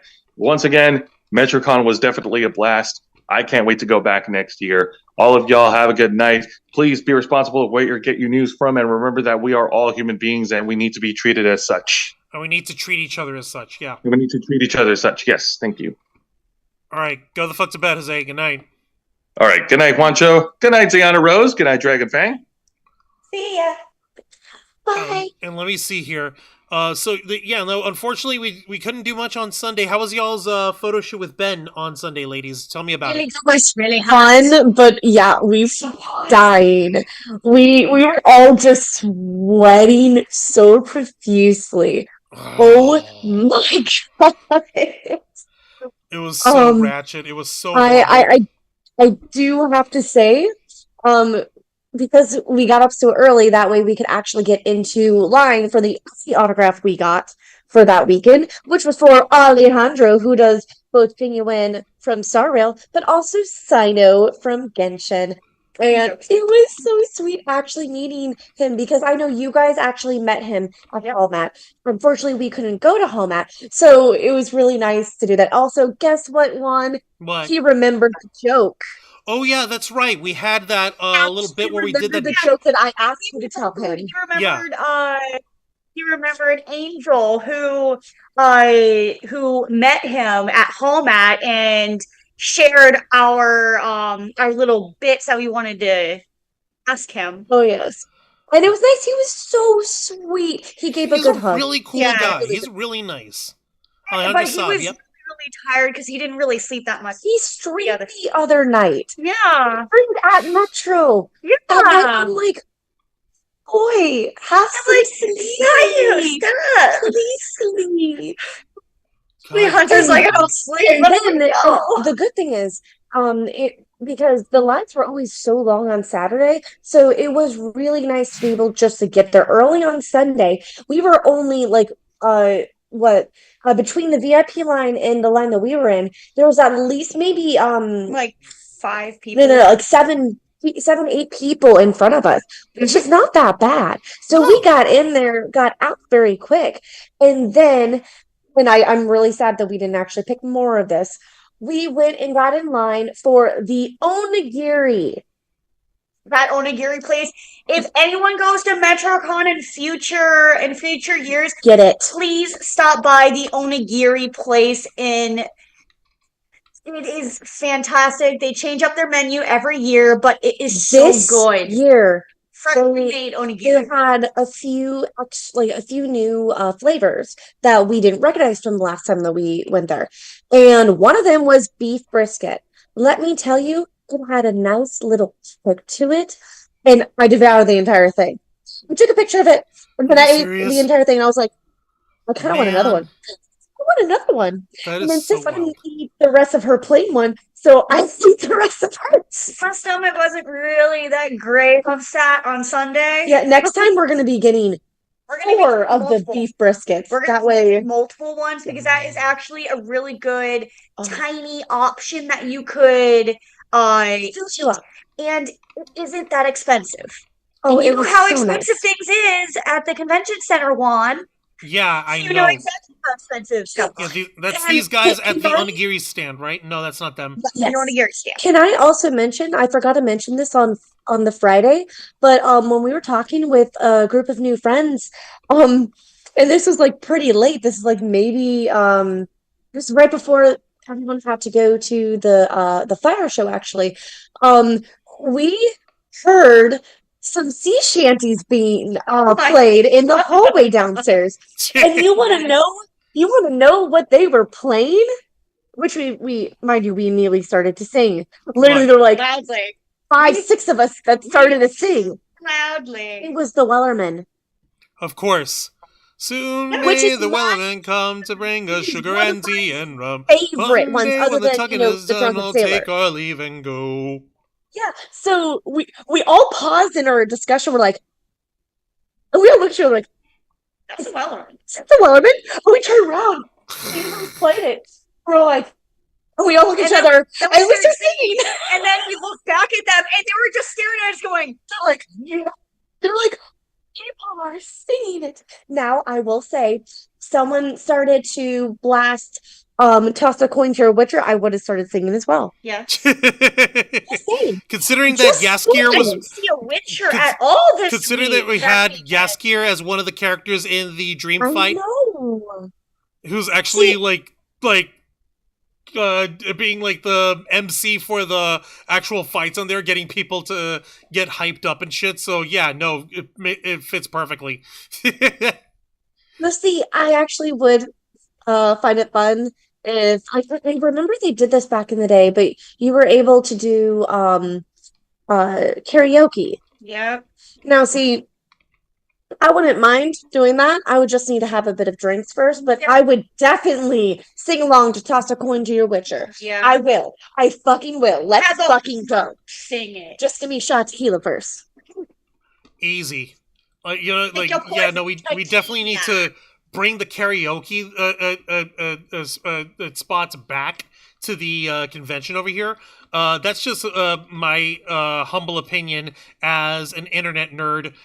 Because I'm over here, I'm looking at the stuff for the maps of the convention. You've got the main events, you've got the exhibition hall, and then you have the panel rooms downstairs. You have the guest track ballroom. You have the LARP dungeon for LARPing. The video game hall, which is the MetroCon, the Maid Cafe, and there you have. Let's see here. Extra large open space panel, extra large theater panel, extra large classroom panel, and clockwork carousel workshops. Wow, these guys must be doling out some heavy dough if they got that running out. Let me take a look over here. There's also small panel room, small theater panel room, and open space and meetups panel room. Yeah, I could see the space difference between those compared to like the extra large panel rooms on there. We can have that set up and split one of those larger panel rooms for doing karaoke or whatever. And it would be down in the main part of the convention hall, where instead of it being tucked off to the side, where you actually have people doing tabletop gaming and playing D&D and stuff, and you have the manga library, where you have that stuff being a little bit quieter, whereas you have the larger hall, we have ballrooms A through D and these other halls over there. You can have it be a little louder and be a little rowdier. So, I don't know. Like, we definitely have potential for that, but I'm not in charge of the convention. Alex is. Hey, Alex! Give us karaoke! One can dare to dream, right? Oh, I was just gonna say we have the dates for Yeah, it refreshed. we do have the dates for next year. We do? What? Yeah, what was it? July 25th to July 27th, I think it was. 25th to the 27th of Maybe. 2025? If it didn't Or one second. If it didn't refresh on me, that would One be sec. great. I'm looking it back up. July 25th to July 27th next year. Is that on the website? Is that in their thingy? Or Yep. where? Because I'm on their website and I don't know where it shows. Look all the way down. All the way down. It also has 2026 and 2027. Where the... There we go. All the way in the back. Okay, there we go. Wow, these guys got it booked to 2027. No, you're right. What the fuck? That's ballsy. July 31st to August 2nd for 2026, and July 23rd to July 25th for 2027. Sing it. Jesus. They got everything in the bag, huh? Right? I mean, that is nice because then you can just lock in the dates and not have to worry about it. Yeah. Well, at least now we can, like you said, now we can actually book ahead. So I think we've learned our lesson in terms of booking and in terms of what to do with work. A, don't get sick. I failed that miserably. B, we book the Thursday before the convention begins through to Monday morning. So we can actually stay much Sunday, easier to do it. and then just leave when the normies all wake up and try to take back downtown Tampa. Ah, filthy normies, how dare they? No. So that's number 2. Except on my end, I probably won't be able to take off the Monday. Yeah. But it just means I can literally just leave late on Sunday night. Mm-hmm. I guess if it doesn't work out for you, I suppose that would have to be the way it works. Mondays and Tuesdays are a bit difficult to take off for me.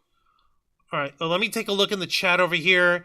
Let's see here. Woo number 4. Oh, in the chat. Hey, up there, Woo number 4. Welcome to the Black Files. Did you guys talk about craftsmanship yet? Truth be told, we couldn't actually cover the full cosplay contest the way we wanted. We did do the cosplay showcase. That Jose covered that on Friday, and he's got that taken care of. But we couldn't really get into the proper costume contest themselves, regrettably. Let's see what else. Did you guys get to see Metro Night Live? I wanted to so bad. I was so dead. I was so dead. Yeah, we're packing glitch energy next time. These guys need to help us, hook a brother up. Zoe was actually saying I was barely conscious during closing ceremonies. I know I said something, but I can't remember. If only I were there to actually film it, then maybe I could have actually told you what you said, or played it back. Like, oh, she doesn't remember. Let's show her. Click. That'd be fucking funny. Let's play the recap. Yeah, exactly. Like, roll the footage, folks. The onigiri is so good. Yeah, Reverie, you're right. Juan, when was the Craftsman? I don't know. I think that was on either Saturday or Sunday. Fuck. 1 second. I am actually going to see that right now. 1 second. Craftsmanship, Saturday, 4:30 to 5:30. God damn it. Oh, it was on Saturday? Yeah, 4:30 to 5:30. Yeah, seriously? Ah, man, dick. Oh, poop baskets. God almighty. Yeah, the 3 cosplay the cosplay competitions. You had the Metro Cosplay Championship, which was Sunday. That's the big championship. The Craftsmanship title contest, which is Saturday. The Performance Showcase, which is Friday. And you also had Junior Contest. Junior Cosplay Showcase? Aww. Right. Oh, no, when was that? Oh, that was also on Saturday. No, that would have been so cute to see. Oh. We're planning this shit out better next year, said every con goer ever. We're planning this shit out better next year, damn it. Good entries for the Craftsman. Oh my god. We're gonna fucking die. No, I'm kidding. No, we're not. No, but we are going to give the folks who were running Metro and the fine attendees and guests and everyone who showed up and everyone who took time to speak with us either in person or on the live stream, or folks who we danced with or we got to party with or we got to meet. And I want to say thank you to every single one of those folks. Everybody, you're all diamond dogs in our hearts. We appreciate you. And ladies, your final thoughts on Metro for 2024. Zayana, Dragonfang, your thoughts, ladies, if you'd be so kind. Well, it was really nice to be able to actually go back to a con after being unable to do so for a while. So it was really chill. It was nice and chill. Really nice to see all of our friends going, And then some of them going, "Wait, you made it?" yeah, because we had several friends do a double take going, what? You're here? They were like, Like, surprise, motherfuckers, I made it! some of them didn't actually see the post that we made saying, "Hey, we're here." Oh, they did. They're like, oh my God, I really feel for you guys. We've been, keeping tabs on you as you guys would post throughout the year last year, and we're so sorry that happened. I was like, oh. But yeah, it was nice. We were able to actually, well, I at least was able to wear 3 cosplays that I haven't been able to actually view yet. One cosplay I've already worn, and Yes. another cosplay I was wanting to wear. But yeah, it was really nice. I definitely hope to again go back next year Yep. and actually not die of heat. That'd be lovely. That would be all we're lovely. asking. Yes, please, for the love of It would God. be nice if next year it wasn't so hot that we could actually go out and actually take pictures like we want to. And not die. And Yeah. not die from the heat. Yes. I Then think we I could have the actually answer. go- I'm gonna have to rent an industrial strength outdoor fan, and Oh my we'll have gosh. that up on the up by the staircase of the convention center. You know, the big, and anytime we want to do like a photo shoot, we crank that motherfucker on for a solid 10 minutes before we actually take shots, or rather take photos or everything, so everyone can stay chill for a little while, and then we'll fucking take our photos, we'll all hang and have ourselves a blast. But we have to crank that bitch for 10 minutes first. That way everybody can get the fucking heat away from us. We'll see. It's also so we can actually go and see what they had in the food trucks because Yes. we were not going to make that walk in that blistering heat. I am sorry. It was so depressing too because the food trucks looked promising, and it was also so hot. I wish that they were a little closer. Yes. Just a little, just nudge, just to nudge them. Because that one Just area nudge in 'em. which it's that little circle area right outside the convention center. I wish they moved it there because then it wouldn't be so far away to have to walk to. Yes. Right. Yeah. You have to walk across that little street. Yeah. Like the other thing that bugs me is that the heat was so bad that I didn't really see too many folks doing photo shoots at the Riverwalk. Yeah, it was way too hot. I felt like I was in a sauna. Yes, and that's not good. And unless that you are wearing something that is nice and not breathable, hot, yeah, then it's most people just I am happy that most people did stay inside because even though it did get hot inside as well, I didn't want to really hear that anyone passed out outside because of heat. No, thank goodness we didn't have any of that. Because they suffer from heat stroke. No. Yeah, heat stroke and heat exhaustion are a thing. Big no-no. And yeah. Now, apparently some folks managed to somehow catch COVID at the con, which is depressing. Oh, yeah. So A friend of ours caught it, yeah. So, folks, bit of advice. Take a COVID test ASAP just to be safe, okay? This is your public health service announcement from the Ravens flock because we totally know about health. Meanwhile, I've got cholesterol problems in my fucking stomach. No, that's not the point. Point is, yes, please check yourselves and stay safe with this stuff. And, yeah, like, the heat's getting bad. It's fucking depressing. Ben Cruz is saying here in the chat, I poured water in my hair and it did nothing. Holy. And watched him do that. And like Ben, he keeps his hair like buzzed down, nice and short and cropped and everything. So I'm imagining that he pours it on and it's evaporating and steaming on the way out of the bottle. So by the time it hits, it's just a thing of mist or something. That's what I'm imagining over here.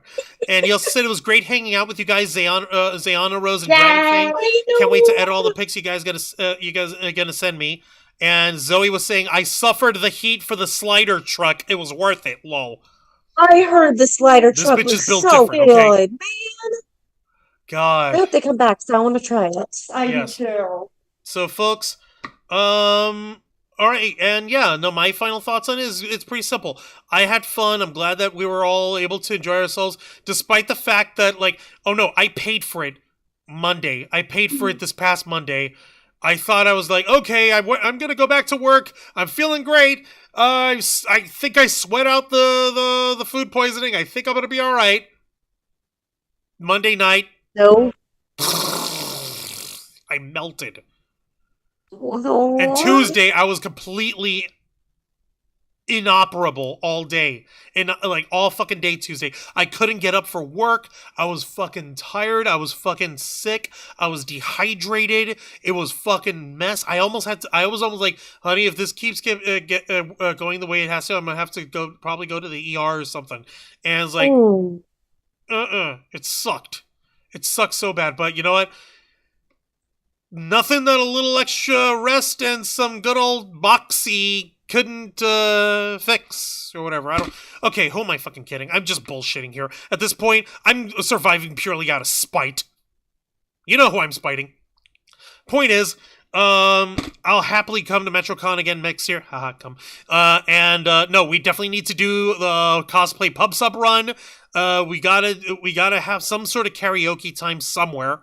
And the pub sub, yeah. And I wish to God, I know that MetroCon is PG-13.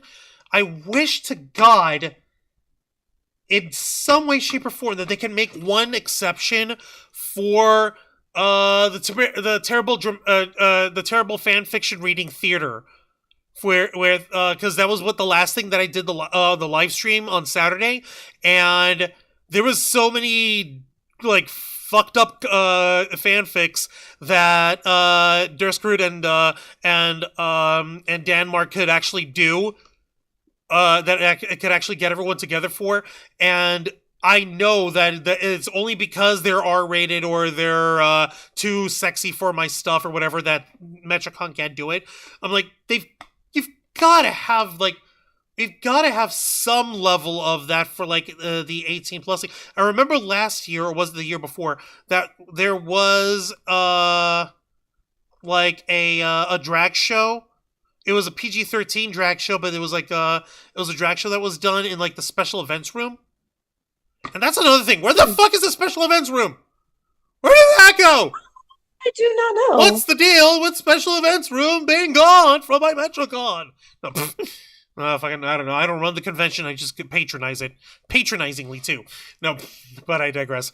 Bad joke. Yeah, no, just give us an encore for Dream Fight Sundays. And, yeah. I don't know. It's still... I still miss Scott McNeil. We need to get Scott McNeil back, please. I know that he's off in the ether somewhere. I know that he's vanished off in the horde of World of Listen, the only thing is, will people actually recognize him? Because once he takes that cowboy hat off, no one knows who he is. It's his Clark Kent. It's his Clark Kent, is this. Like, no one recognizes him without his hat. Without his cowboy hat. So, there's got to, like, I don't know if he dropped off the face of the planet, or if he's in Australia or Canada. I don't know where the fuck he is, but you know, Scott McNeil, we got to find a way to drag him back to the States and bring him back for Metro. We got to bring him back kicking and screaming too while we're at it. For the good old days. Exactly. Or and act like it would actually be funny if he was dragged on stage kicking and screaming. No! Don't do that to him. That would be so. Have him walk on stage, look around, go back to off stage. Oh no! It's nerds again! Crap! And run off like, no! You don't get to do. No, you have a contract. You gotta stay. No one knows who I am. Puts the hat on. Oh yeah.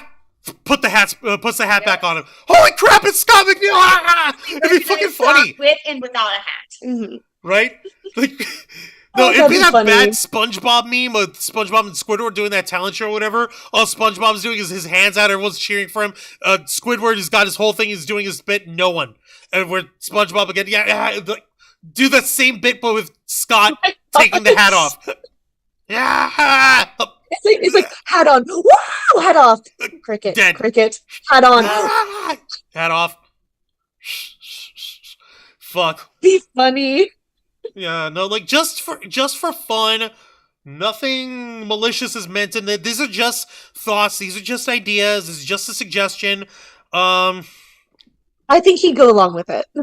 Oh, happily. I know he would. Like, he's that kind of guy. He's that kind of mofo. Puts He'd on have hat, fun. Scott. Oh, referee! Thank you! Puts the hat on him. Scott the platypus! Perfect. Lord. Someone was like, hey, who are you? Someone else. I think something's missing.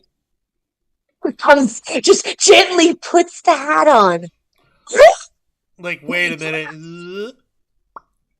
Oh my god! He'll do it. It's He will. It's freaking awesome. Like, oh yeah, let me see. Ben Cruz also said, by the way, what do you think of the vendor rooms and main event rooms swapping? I don't mind. Did it swap? Yeah, because last year it was the other side, where the main events was on the east side of the building, not on the west side. Oh, I didn't really notice a difference, so. It's Yeah. okay. You know now. Also, Matthew Coburn showing up just as we're wrapping up here. We appreciate you showing up, Matthew Coburn. Welcome to the Black Files. And you know what? We appreciate you joining us, and we'll bring you to other conventions that we go to, including. I have one more thing. Yes. So we actually were passing out badge ribbons and also passing out little stickers. You remember our little trash can, right? Yes, you're a little trash can guy. Well, here, for the folks, I will turn on my camera really quick with me off screen. But 1 second, let me grab to show everyone what I'm talking about because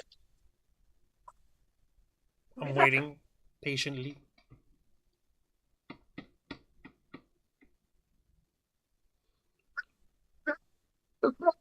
okay, I'm here. Let me make sure I'm not in. In frame. Okay. Yeah, I don't want to be. Okay, 1 second. I have to do it this way. To do it this way. I'm not in the frame. Okay, I'm not in the frame. Bum, Da-da-da-da-da. bum, bum, bum, This is Lordly Trash Can. Lordly And Trash inside Can. of him Bum, bum, bum, bum, bum, bum, bum, bum, Here bum, are bum, stickers. bum, bum, And now, stop video.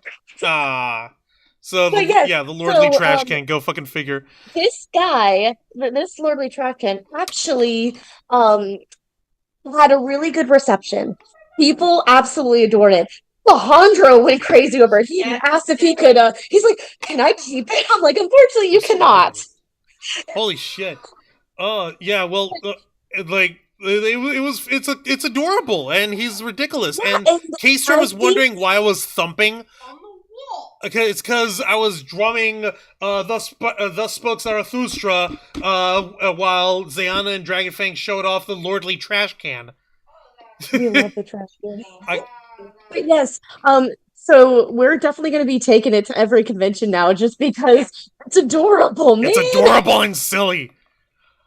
I know. I showed people in the vendors hall, and they're like, That is adorable. I want it.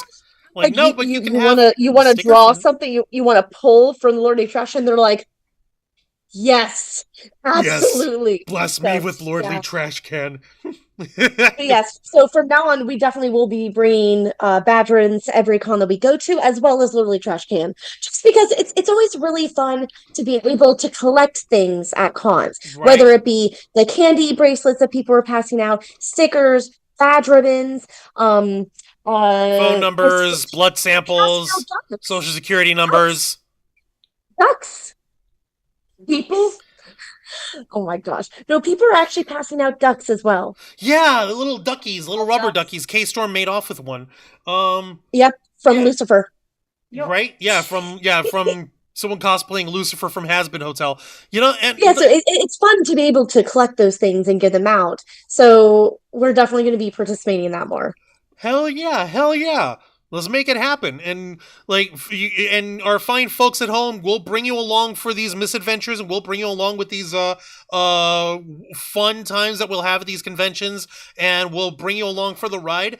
And we'll review those cons right here on this show, the uncensored and uncompromising interview and review podcast of the Ravens Flock, The Black Files, hosted by yours truly, Juan Arouse. Normally, we go to the darker side of nerd and geek culture, but we're living up to our review side over here. So be sure to request access as we go live every Wednesday night at 10 p.m. Eastern Time, simulcasting on YouTube and Kick. Hit the subscribe and the follow button, ring the notification bell to stay up to date on all of our content. Become an inner flocker by hitting the join button. And until next time, continue to follow us on Facebook.com/TheRavensFlock, Twitter.com/RavensFlock13, Instagram.com/TheRavensFlockOnline, Kick.com/TheRavensFlock, and of course, remember to hit the subscribe button and ring that tiny little notification bell right here on our flagship platform, YouTube.com/TheRavensFlock, humble home of the Black Files, Los Amigos Play, Wrestle, Rewind, and the Ravens Flock. For Jose Casabona, Jose Ana Rose Cosplay, and Dragonfan Cosplay, I am Juan Arouse.